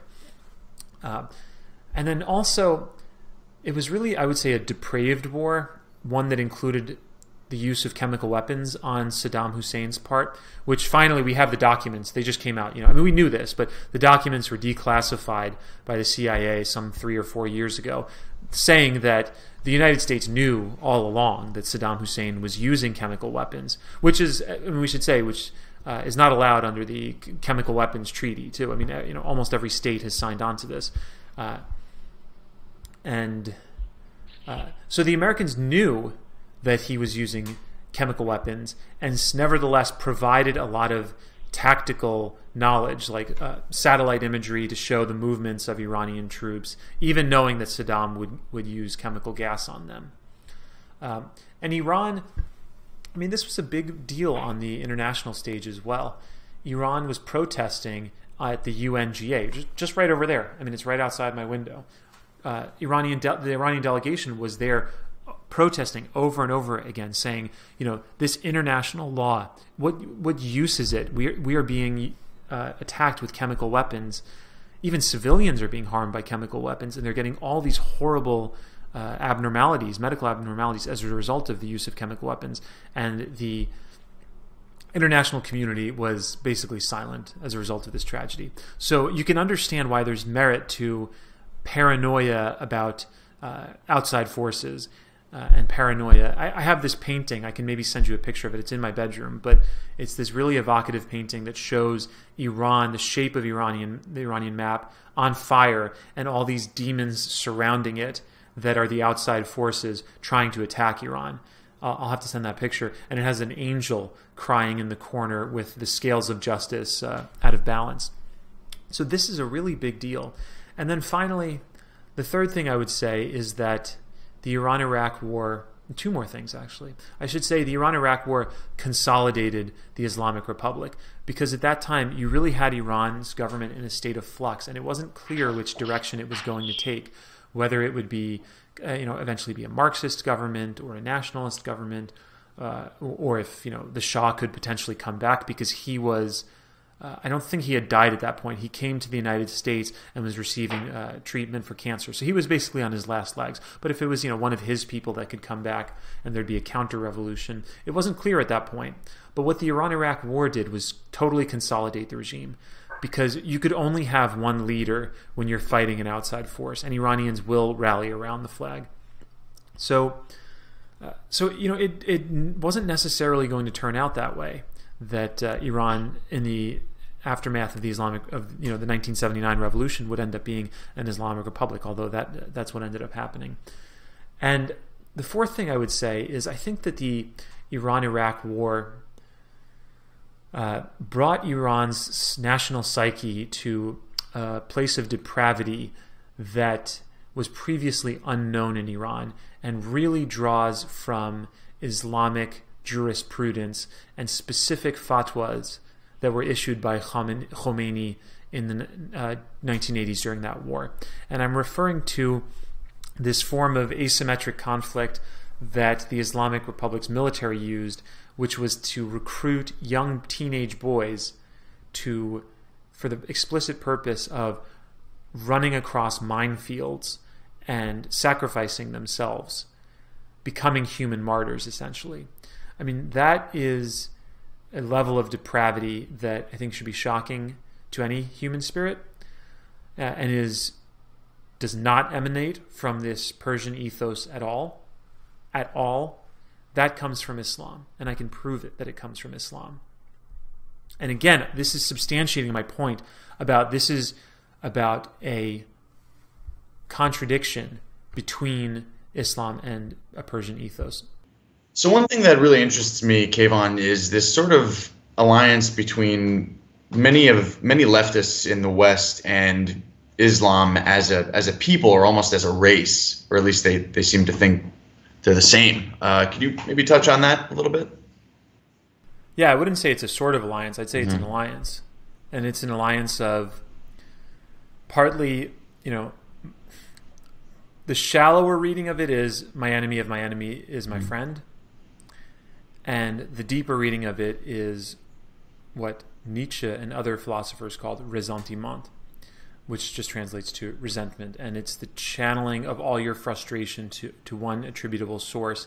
And for a lot of Western leftists, that's Western civilization, that they see as, this is really kind of a 60s, post-1960s phenomenon that really started in our universities, in our garbage universities with loser academics. That, you could get into Andrew Breitbart and critical theory and all that stuff, just wanting to deconstruct everything about society and critique everything about society with the goal of essentially tearing all this down, as though there's no internal logic behind the way American culture developed over time. And I mean, to be fair, discrimination exists. There are problems, no doubt about it, especially for American blacks. And this is interesting too. This encapsulates it perfectly. Really helps answer your question, I think. I was in Iran in October 2015, and I was at a bus station. I was going from Esfahan. In any case, I was traveling between two cities, and I'm buying my bus ticket, speaking with the woman in Persian, and she asked me where I'm from because I have an accent when I speak Persian, and I said I'm from New York, and she kind of gave me a look. Just that there was some kind of disapproval. She had religious dress on too. She was definitely a more conservative religious woman working there. And I said, "Oh, what do you think? What do you think?" Well, she said, "Well," the translation would be, she said, "In the United States, the lives of black people don't matter to Americans." And I said, "Wow, this is Black Lives Matter in Iran. This is really amazing, the affinity taking place here. It's an odd bedfellow, and it's interesting that it went international, that this concept, which has some truth to it, to be fair. I mean, I'm not someone who totally writes this stuff off. I mean, I've talked about this in previous posts too, but I mean, yeah, I mean, there's, in the final analysis, would you rather be a white guy confronted by a police officer or a black guy confronted by a police officer? So there is a real basis to this too. It can get exaggerated, but in any case, what was interesting to me was just that it had made it all the way to Iran. Similarly, I was watching Ayatollah Khamenei's Friday sermon last Friday, and again, he said the same thing. He said, not what she said, not what the woman at the bus station said, but he said, look at he said, the protesters are all agitators motivated by the United States and outside forces like the Great Satan. But look at these countries. Look at the United States. In the United States, they can just go and shoot a black person without any problems, and the judiciary and their judiciary is completely flawed, and they have the gall to come and admonish our judiciary. So it was a way of using Black Lives Matter. Now, I don't think he cares about blacks. I don't. He's not motivated by humanitarianism at all. He's using it as a way to discredit the American judicial system, thereby giving Americans no credibility to criticize Iran's very flawed Sharia-based judiciary system. Now, I don't want to get into Black Lives Matter. I mean, obviously, this stuff's complicated, and I mean, yeah, he has a point when some of these shootings take place with impunity. But it was just so interesting the way it had become internationally politicized to me. So you have it both ways. You have the American left, which are basically dressed up Marxists at this point, aligning themselves with Islamists for a few reasons. And you've got Islamists in Iran aligning themselves with the American left on Black Lives Matter to discredit the West. And again, I think it comes down to just pure resentment towards Western civilization and a total lack of perspective, as well as this very deliberate effort to push multiculturalism on the United States, and this ahistorical belief that all cultures can just coexist next to one another without any civil strife. I'm sorry, but you look at world history, or even look at the world today, the idea that diversity is a factor that brings people together rather than divides people is just not true. I mean, it is just not true at all. It's the cause of many wars, and it's the cause of race riots in the United States historically too. And you could look at, there's this professor, Robert Putnam, who I'm pretty sure is a self-described liberal. And he wrote this really seminal book called Bowling Alone, in which he did this massive study of all these different communities. I can't remember his sample size, but it was huge. It's a very big study. And he wanted to kind of understand civil life in the United States. And his conclusion, he didn't like. He had to publish it, but he didn't like what it... Are you familiar with Bowling Alone? Sounds familiar. He didn't like his conclusion because it was antithetical to a lot of the multicultural beliefs that we have been inculcated in the United States. And what he found was that communities and cities that have greater indicators of diversity, that have more diverse ethnic and religious groups rather than being largely homogeneous, you have a breakdown of social trust between those groups. But not just that, you have a reduced social trust within your group as well. Do you understand what I'm saying? So, and it leads to what he called like a hunkering in process, where people in diverse communities are less likely to participate in social life. They're less likely to be on a city council or even to vote or to join a church group or to volunteer in their community. And they're more likely, it's correlated with a lot more watching television. This is really, I mean, this is inconvenient. We might not like it, but again, we can't have political correctness because the truth is generally an awful thing. And we have to deal with policy on the basis, and well-ordered societies on the basis of human nature and truth. And the reality, it plainly is that diversity is not this, fantastic thing that has only led to, great Chinese restaurants and, CEOs in Silicon Valley, many of whom are Iranian, by the way. A lot of those guys are Iranians, again, when we want to draw a direct line between the Persian Golden Age and a lot of the Iranian contributions, even to Western civilization today and to technology. But, so... Well, one thing that strikes me as curious often is the inherent patriarchal and sexist and misogynistic aspects of the Quran itself and the Hadith, the supplemental texts, and the simple fact that all you have to do is open these books to find them and look to really almost anywhere in the world, let alone the 13 countries that employ Islam as their governing scripture. To find the very thing that many leftists and feminists and so on and social justice warriors claim to despise, and rightfully so, yet there's this soft bigotry of low expectations, or this just what you were saying is the raison d'etre. I can't pronounce that. Demont. Sorry. And that just strikes me as curious over and over again. Oh, it's very curious. Yeah. I'll say this here. Hold on one second. Stay with me. I'm not going anywhere.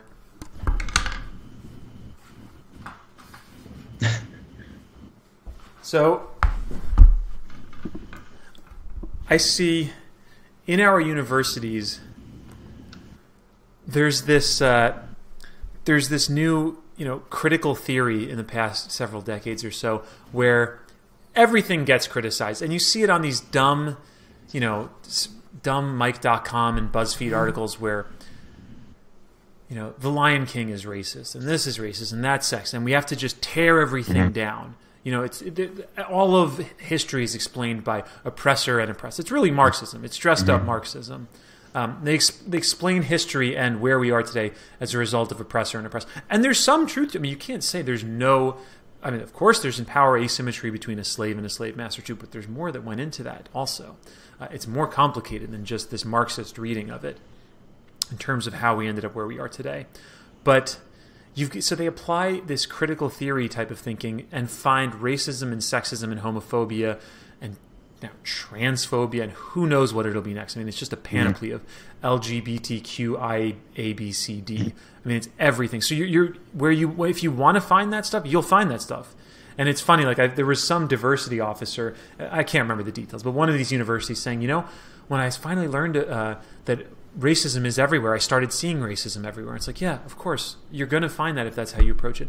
But at the same time, if you're going to stand up for these causes and stand up for social justice, just look at this book. Have fun. Just go to any page, It's not very difficult. You don't need critical theory. You don't need to deconstruct every word to find sexism. You can find it right there. And a total abnegation of the rights of free thought. And that's one of the biggest problems that I have now. What you'll see with the Quran is the actual implementation of that en masse.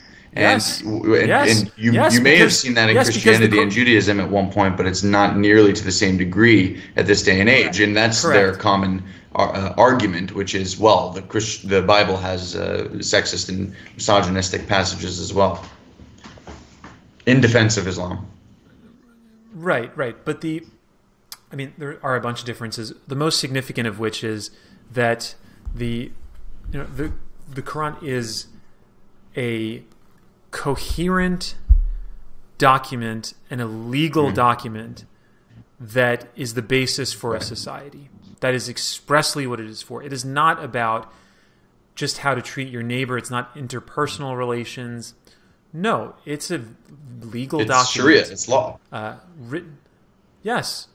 Now, you have various schools of Islamic jurisprudence that interpret those laws, but they basically agree on the fundamentals. I mean, there's not one school of jurisprudence that thinks it's okay to eat bacon and thinks that you should be fine with apostates, that you should allow apostates to flourish, and one that thinks bacon's bad and that apostates should be beheaded. No, they all think bacon's bad, and they all think that apostates should get some pretty draconian punitive measures. They're not very nice to apostates at all in the Quran. There's no other way to read it. And most of the few moderate Muslims take the Ahmadiyya community. I don't know much about that sect, the subsect.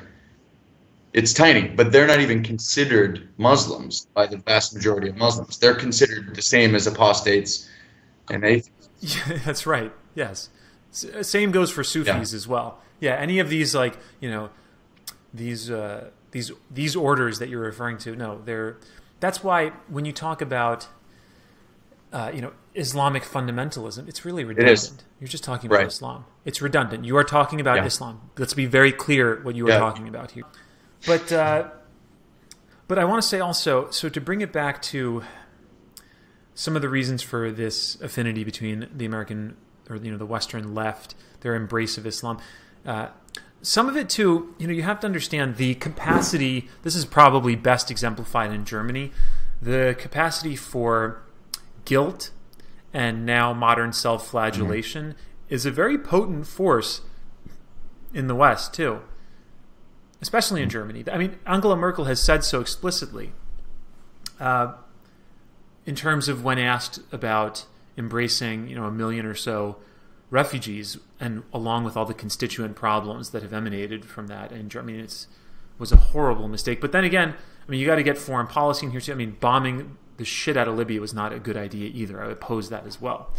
So there's multiple layers here. But still, the history of World War II and the history of Western colonial expansion does weigh very heavily in the minds of most Westerners today, who essentially want to compensate for that. And even there, I mean, look, the history is complicated here, and it's not just one story. If you want to look at the history of Belgium's King Leopold in the Congo, it's about the most depraved form of racial superiority turned genocidal mania. There's nothing redeeming whatsoever about what they did in the Congo. But at the same time, Western civilization was in a state of expanse. It wasn't an accident. It was, this is like civilizational Darwinism. That's why. It was the strongest civilization. And as I said earlier, I mean, at its very height in 1914, spanned 84% of the globe. That wasn't an accident. And other civilizations, like Islam explicitly, would love to do that. It's that they don't have the power to do so. I think, and also, I mean, if you want to look, there's good things that they brought at the same time too. New technologies, new roads. India has a court system as a result of the British colonialism as well. So there's a give and take here. There's a cost benefit analysis as well. And look, for sure, you want to talk about Congo? I don't doubt that at all. But all of Western civilization's colonies were not the Congo at the same time.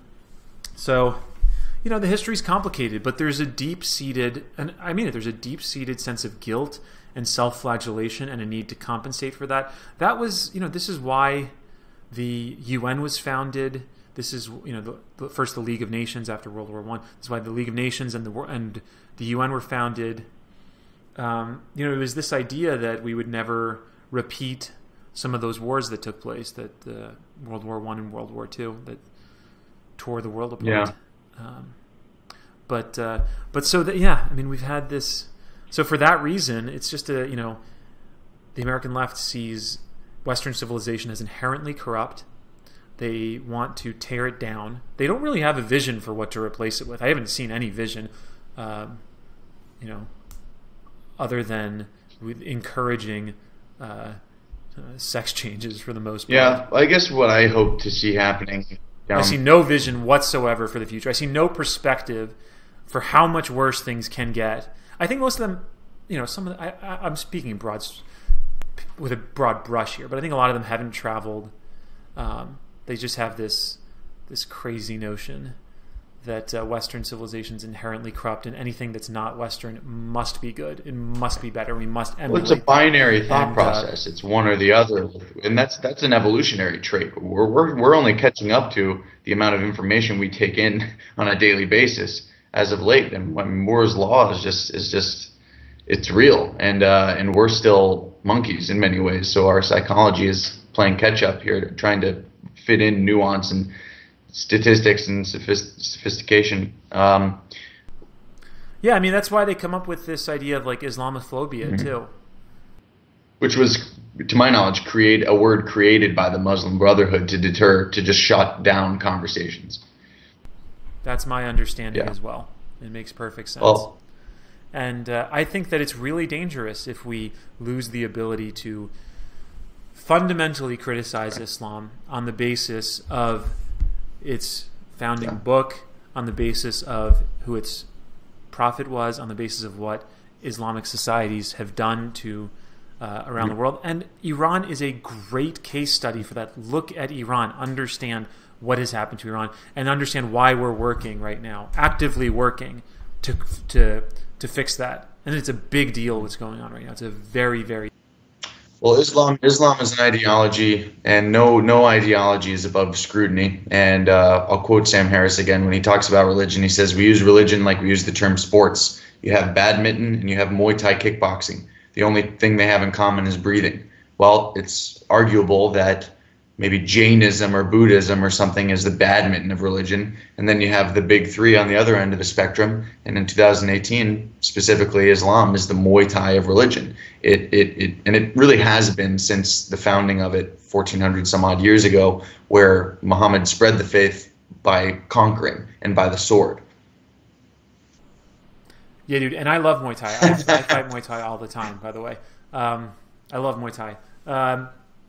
Yeah, that's basically right, I would say. Final thoughts? Religions essentially exist to convert resources into offspring. That's why religions exist, to convert resources into offspring. And they solve a lot. I mean, you quote Sam Harris. I like Sam Harris. I don't love Sam Harris. But on this issue, Sam Harris has been really useful in helping to get the American left on board with at least the most tepid criticisms of Islam. I mean, may we criticize a little bit, please? So I think he's been useful in that sense. But I disagree with a lot of his atheism. In any case, religions exist to convert resources into offspring, and they solve a lot of civilizational problems on the smaller scale that human nature doesn't solve. There's a logic to religions. There's a reason that all around the world religions exist. That's why I'm not crazy about the new atheist guys. I used to be more into them, like Dawkins and Dennett. I'm not as much into them anymore. In particular, what religions solve, and what I read Jonathan Haidt's book recently, The Righteous Mind, which I thought was very elucidating on these topics. And what religions solve is creating cooperation between non-kin, because you'll always have cooperation between kin. But when you broaden it beyond the family, it becomes very difficult to reasonably expect reciprocity. But when you place it within within a religious context, you do start to see it. And they've done many tests where, like these games people will play, trading money back and forth, like in a social scientist scenario. And when you're trading with someone on a computer, you don't see them. You just see a name or whatever. You're playing some cooperative game. It's like a prisoner's dilemma style game, and the invigilator tells you that the person you're trading with is the same religion as you. more trust all immediately takes place. You are more trusting and more likely to reach an optimal solution in this, like a Pareto optimal solution in this prisoner's dilemma, when the person is of the same religion as you. And this comes back to what I was talking about with Robert Putnam too, and the decreased social trust that takes place in diverse cities too. I think we need to take this stuff seriously, and then finally, this was one of the most interesting studies that I read in Jonathan Haidt's book.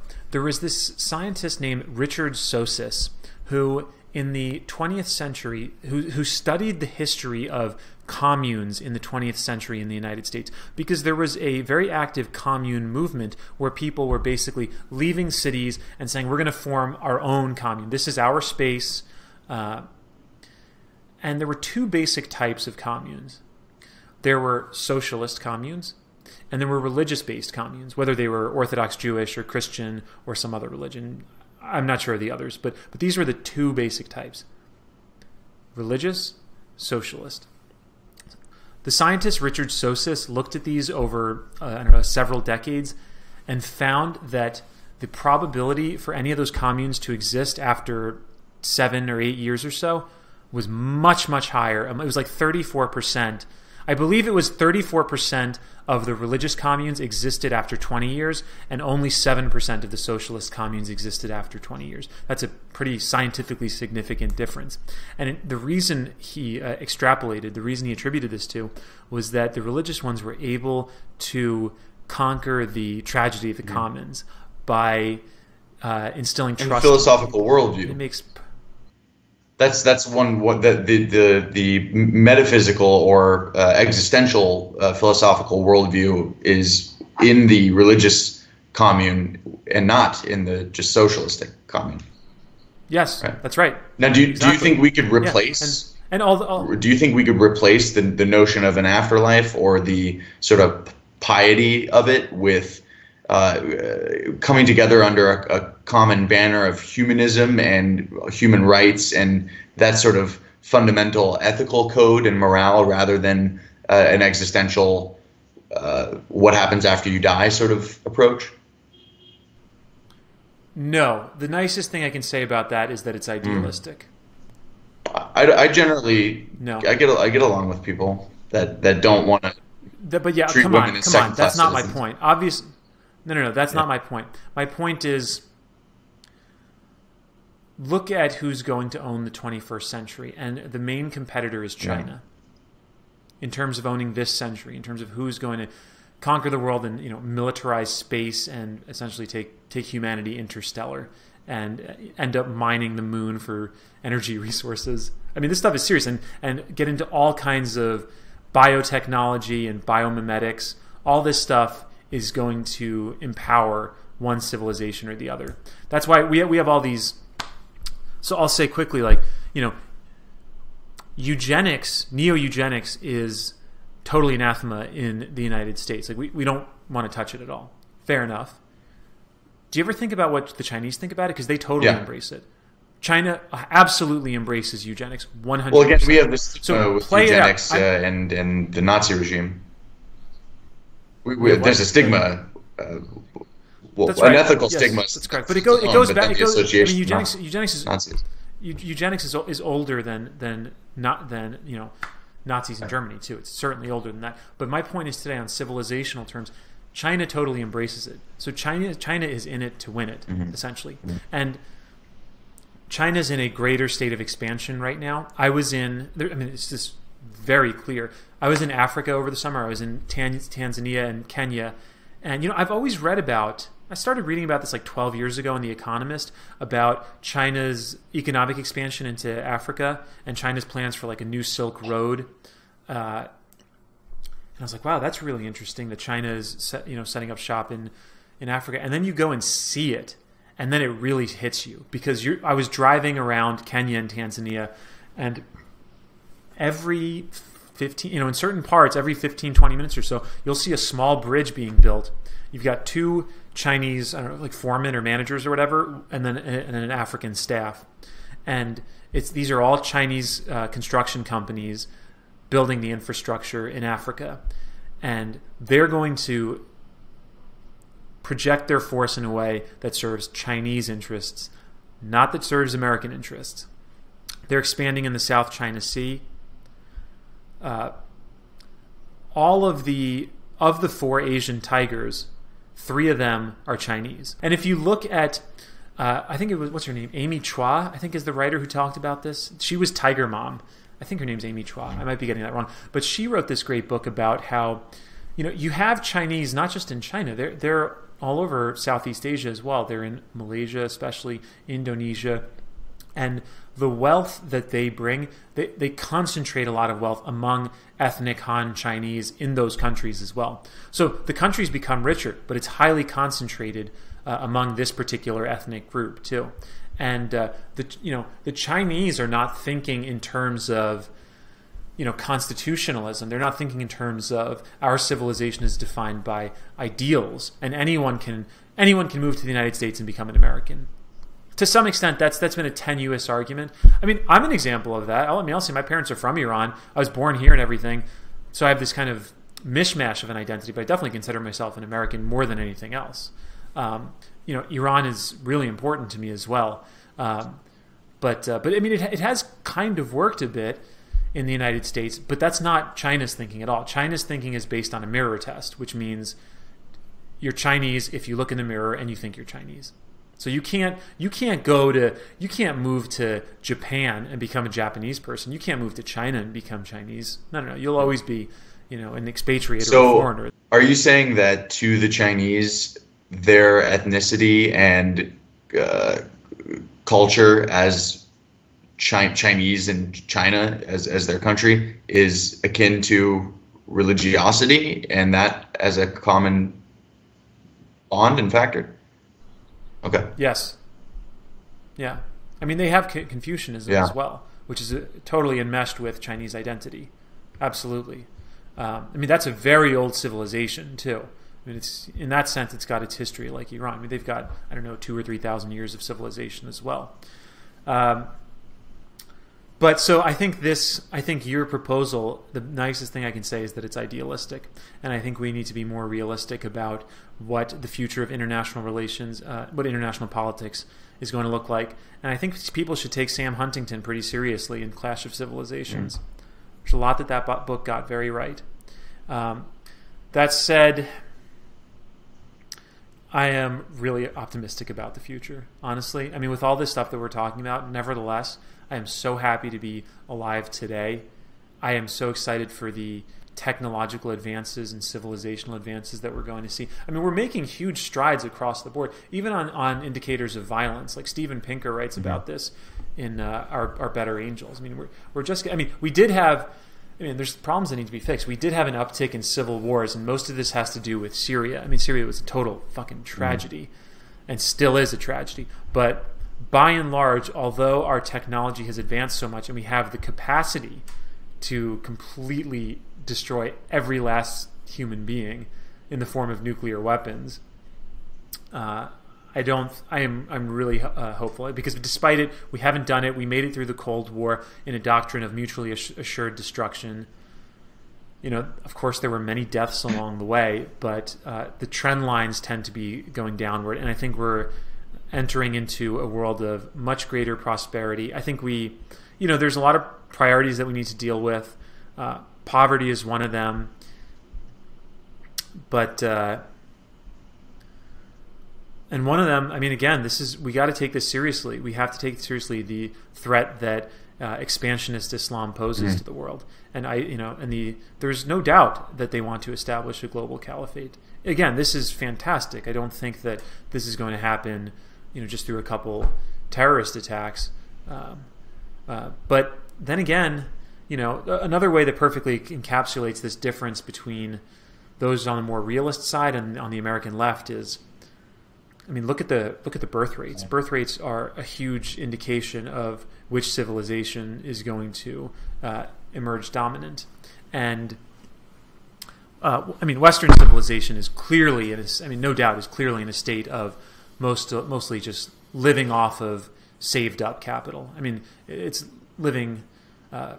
It's failing to convert resources into offspring. In fact, if you look historically, the metrics are clear. Western Europe, putting aside the United States, Western Europe is literally the least efficient civilization ever in terms of its ability to convert resources into offspring, because these are very wealthy societies. They have all their material goods are taken care of. They're very wealthy by historical and by global terms. And I mean, I go there. I've been there many times, and you could look at the birth rates. They're very low there. No one's having kids anymore. And no one believes in it anymore.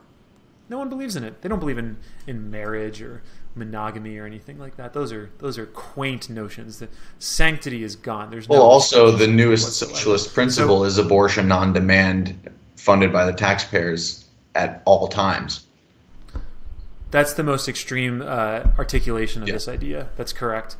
Yeah, that's correct. I mean, that said, I'm not saying that I want to go towards where no abortions are allowed. No. I mean, this is a complicated issue. It's complicated, but yes, that point makes perfect sense there. So, so this is the perfect way to showcase the difference between realists and academic losers and these Western liberals who know nothing.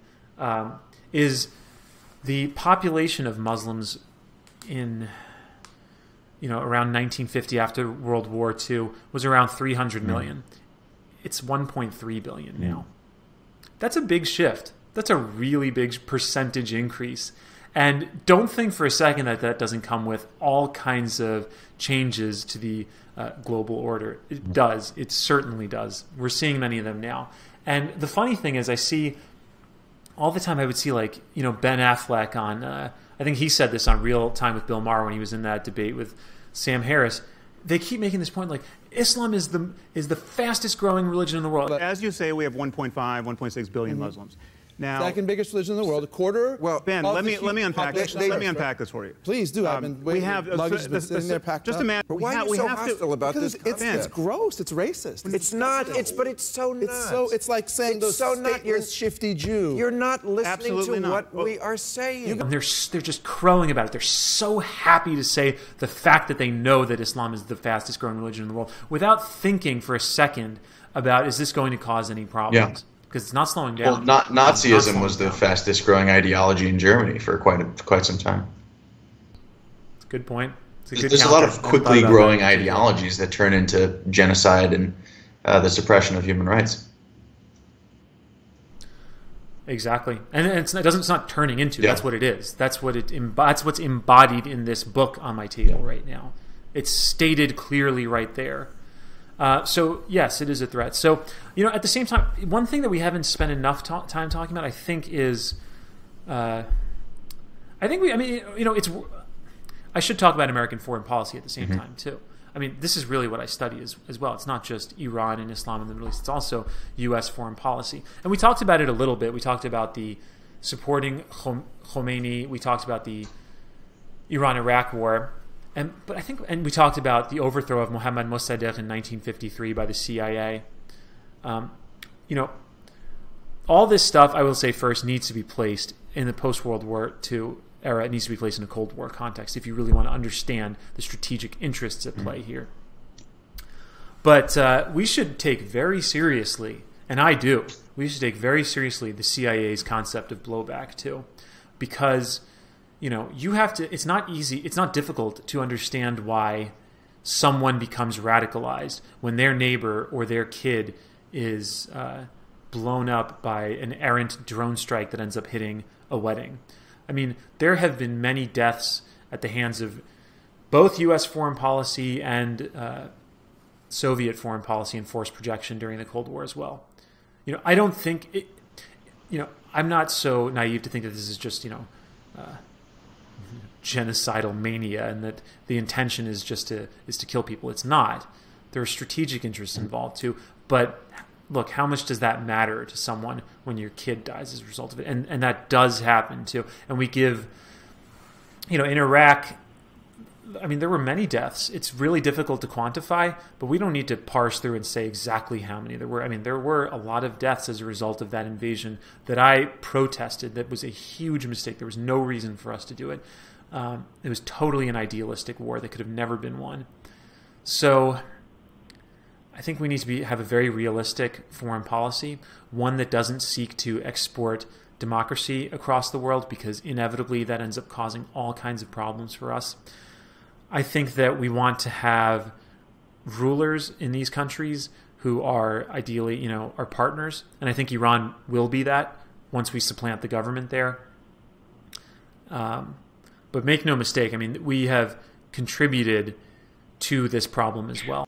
What I wonder is how much is being done in the Middle East to shift the theocratic paradigm, the religious paradigm, and sort of, take people away from this notion of jihad as martyrdom and violence through the spread of religion. I think very little is being done. I think very little is being done to do that. I think that's a good goal to have, but I think very little is being done. We did. I just want to talk about the foreign policy and the role that it's played. Yeah, the group that became Al Qaeda, we supported them. We armed them with Stinger missiles to take down Soviet helicopters when the Soviets invaded Afghanistan. And as I explained earlier, it wasn't that we supported Al Qaeda, but it's just the case that foreign policy creates odd bedfellows, and it's an enemy of my enemy is my friend. And in this case, the much greater enemy was the Soviet Union. At that time, Islamic radicalism was not a concept at all. This was not something we were really dealing with. So, we needed to stop the Soviets from encroaching on Afghanistan and eventually invading Iran and eventually reaching the Persian Gulf. So we did, and it's had blowback as a result of it, because a lot of those fighters, Saddam Hussein, Osama bin Laden included, later formed the group that became Al Qaeda. It plainly happened. Similarly, a lot of the so-called moderate rebels that we supported in Syria and gave them arms to fight off Assad, which we should have never done. Well, isn't there a conflation in the West by many liberals or leftists or... I just want to say that those people ended up becoming ISIS. A lot of those arms made its way to ISIS. That was the... But how much foresight could we have had in that regard that would deter us from arming them to fight the like you said, much bigger threat at the time? And also, do you think that there's a conflation from many Western leftists that we are somehow responsible for that in a way that is indicative of malicious intent? I think that's what's too often the mistake here, and intentions matter. Yeah, this is Sam Harris's big point. Yeah, I don't disagree. I think there are a lot of motivations that go into this also. You should mention, I do believe that we have a military-industrial complex. I know we have a military-industrial complex that helps shape foreign policy. We spend... If you add everything up, we spend like $680 billion, but if you had everything, we probably spend $1 trillion a year. And a lot of that money is not being spent efficiently. A lot of that money are guys getting contracts from the government. They have their own petty financial interests involved here. And so they are very happy to go to war. It's a war business. We live, to some extent, in a war economy, I would go so far as to reductively say. To some extent, that's true that we do. That said, I wouldn't reduce it all to that. There's definitely strategy at play here, too. I don't think that the Pentagon is so shallow as to just think about how do we help, Lockheed Martin and Boeing and Raytheon's bottom line. I think there is more to it than that for sure. And I don't think that it's just malicious intent. At the same time, I don't think that any civilization is just motivated by pure malice. That's not the case in Islam either. I am a huge critic of Islam, but I don't think it's just motivated by pure malice. That's not accurate either. There's reasons why they have these draconian laws. There's reasons why. There's a logic. I don't agree with it, but there's a logic to why they have relegated women to a particular role in society. They are solving the problem of converting resources into offspring, and they have been in that metric more successful than Western civilization has. It's not just. That's such reductive thinking to say like they're motivated by malice and we're not. That's a good guys bad guys thing. I think we can do better than that too. So I don't think the West is, and I don't think Islam is either. I don't think the Chinese are. I think the Chinese are in it for China essentially. For the Han. Well, the reductivism you speak of is something that I think is often pervaded from a sense of virtue by Western leftists. Yeah. I mean, I don't take a lot of that I think only fuels the converting of resources into offspring by Islamic fundamentalists, or just Islamists, or just Muslims. You know, we should say also, we talked about this earlier. I want to come back to this point.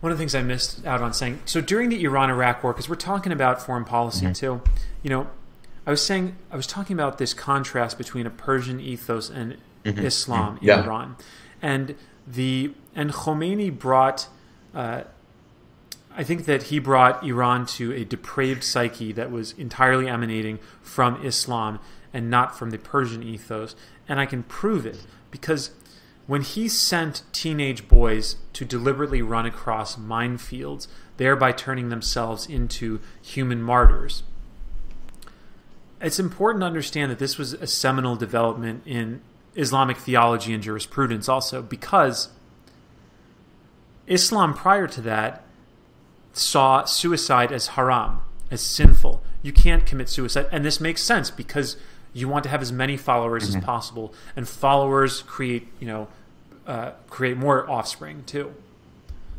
So suicide is not allowed. Similarly, Judaism has injunctions against suicide too, which makes sense. But what changed here was that Khomeini issued a specific fatwa ruling, or a religious decree ruling, that in wartime circumstances, deliberately committing suicide can be justified as long as the result of your suicide leads to more combatants' deaths. And so you understand what I'm saying? So you can commit suicide, essentially martyr yourself, if that act kills at least 2 Iraqis in this case. Now, to do so, he had to draw. This was specifically a Shia doctrine, because the role of martyrdom plays a much greater role in Shia Islam than it does in Sunni Islam. And the reason for that is that Islam immediately entered into a state of civil war after Muhammad died. It entered into a state of civil war because over his succession, over who would take over as the next caliph. Abu Bakr and right. Correct. That's the Sunni tradition. In the Shia tradition, they are followers of Ali, who's a family member and who was married to Muhammad's daughter. He was a devout follower of Muhammad, and Shia really means Shiatul Ali. They're really followers of Ali. And so the Sunni order came mostly through a result of consensus over elders deciding that Abu Bakr ought to be the next ruler, the next caliph, whereas Shias believe in patrilineage, in hereditary descent. And then Ali had 2 sons. This is all important to understand martyrdom. Ali had 2 sons, Hassan and Hossein. And Hossein plays a very important role in Shia mythology. Hossein died in Karbala in Iraq, fighting Sunni Muslims, essentially, and died as a martyr. So he died for the cause of Shiism. And his death is remembered every year in Shia Islam, and in Iran in particular, during a I can't call it, I guess a holiday known as Ashura. And this, I've participated in Ashura before. There's actually a video of me just for fun participating in it, and it involves self-flagellation. They have these chains that they, like these small chains that they will flagellate their backs. I'm sorry? You did the flagellation? I've done it before, yeah. You okay? Just from like an anthropological perspective, I've done it, yeah. So they will flagellate themselves to the extent that some of them will end up bleeding too. I mean, there's videos of some of them that really take it seriously, and they're trying to recreate Hussein's martyrdom in Karbala. So all of this to say that becoming a martyr is very important in Islam, and especially in Shia Islam. And whenever I go to Iran, there are these huge murals. They're government-funded huge murals throughout the city that are portraits of the martyrs of the Iran-Iraq war. That's what they call them. I mean, now we should understand too, martyrdom is not just in Islam. I mean, it's in Christianity too. After all, Jesus Christ was martyred too. And we do pay a ton of when I say we, I should say, the Christian world pays a ton of respect to its fallen soldiers as martyrs as well. This is not unique, but it plays a more central role in Islam, especially because Islam has been involved in many more wars than Christianity has. So they have these huge murals in Iran, these posters, these portraits, and I hate them. I hate a lot of what the Islamic Republic has done to major cities in Iran because it's de-beautified them essentially. This paints a black cloud over Tehran when you have so much anti-American propaganda and you have so many, pictures and sayings and so many portraits of martyrs from the Iran-Iraq War. We're not living in the Iran-Iraq War now. You can't have people constantly living in a warlike state. It's a very depressing thing. And again, I argue that all of this emanates from the Islamic Republic in its political form, articulating Islam rather than a Persian ethos, which would not do this, which would not send boys to self-martyr themselves. Now, it's important. I want to connect this because this Khomeini's ruling that you could commit suicide, this was ahistorical in Islamic jurisprudence before, that you could commit suicide as long as you, in effect, kill more enemies. This was new. It was a new idea, and it was a new tactic that was used, and it was really the first form of suicide tactics. You could talk about the kamikaze pilots as well, but within Islam, it was the first suicide tactic. This was very new. Now, this is important to understand because it eventually made its way into the Sunni world as well. When, in the context of the Arab-Israeli conflict, Sheikh Yusuf al-Qaradawi in Egypt, a prominent cleric in Egypt, issued another ruling because, Palestinians and other Arabs were fighting with Israel constantly. Whether it was low-level conflict, an intifada, or full-scale wars like the 1963, 1948, 1963, 1973. They've fought a bunch of wars, and they've been an inherently asymmetric conflict, especially in their later form after you picked Egypt out off of the Arab, refusal camp. After the Camp David peace accords, after Egypt signed a peace treaty with Israel, the prospect of these full-scale wars greatly decreased. You really just had Syria as the only possible counterbalance because Jordan is irrelevant. Iraq never really got involved to the extent that Egypt and Syria did.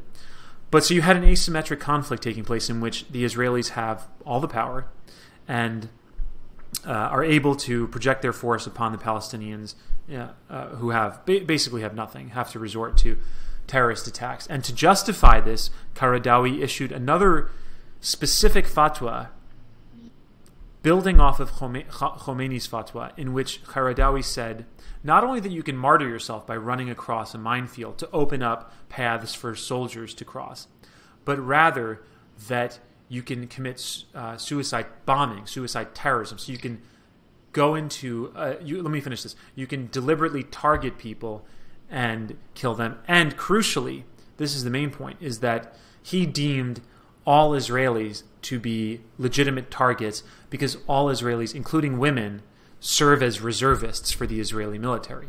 So therefore, according to Sheikh Qaradawi, you can use suicide bombing against civilians because they could be reservists as well. So that's why this is a modern phenomenon, suicide bombing. Bombs existed before suicide bombing in Islam took place. There are specific fatwas that helped create. What I'm curious about, and then I have to say this too. One of the we'll have to put this article up, but just like 2 years ago, this is just so funny. It's like macabre, but it's funny. Qaradawi came out and issued another fatwa, and he said, it's no longer needed. We don't need suicide. He said, it's enough. We've had enough suicide bombing. So he issued a fatwa, and it's like, oh, okay, thanks, got it. Thanks. So it was good then. Now, enough with the suicide bombing, please. We had enough of the suicide bombing. Well, I think this conversation has been quite enlightening for me.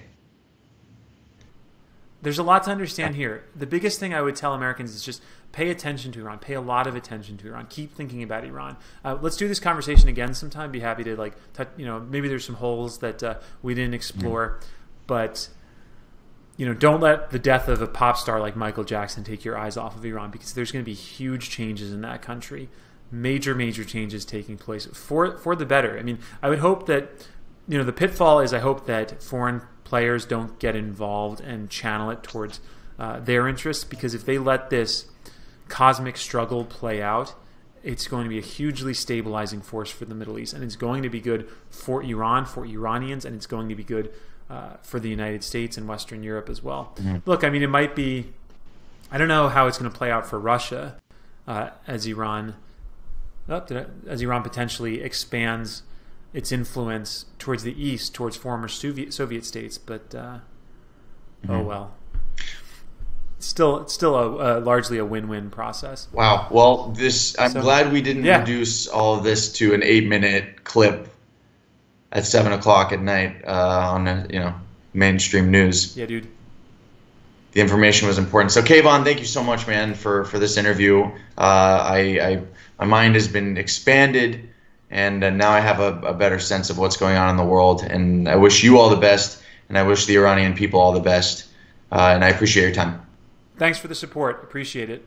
Guys, if you like the video, hit the like button down below. Subscribe to the channel if you haven't already. Leave a comment. Follow me at Taylor Beacom on Twitter. Follow me at Beacom of Light on Instagram. Donate through paypal.me/beacomoflight or patreon.com/beacomoflight. Thanks.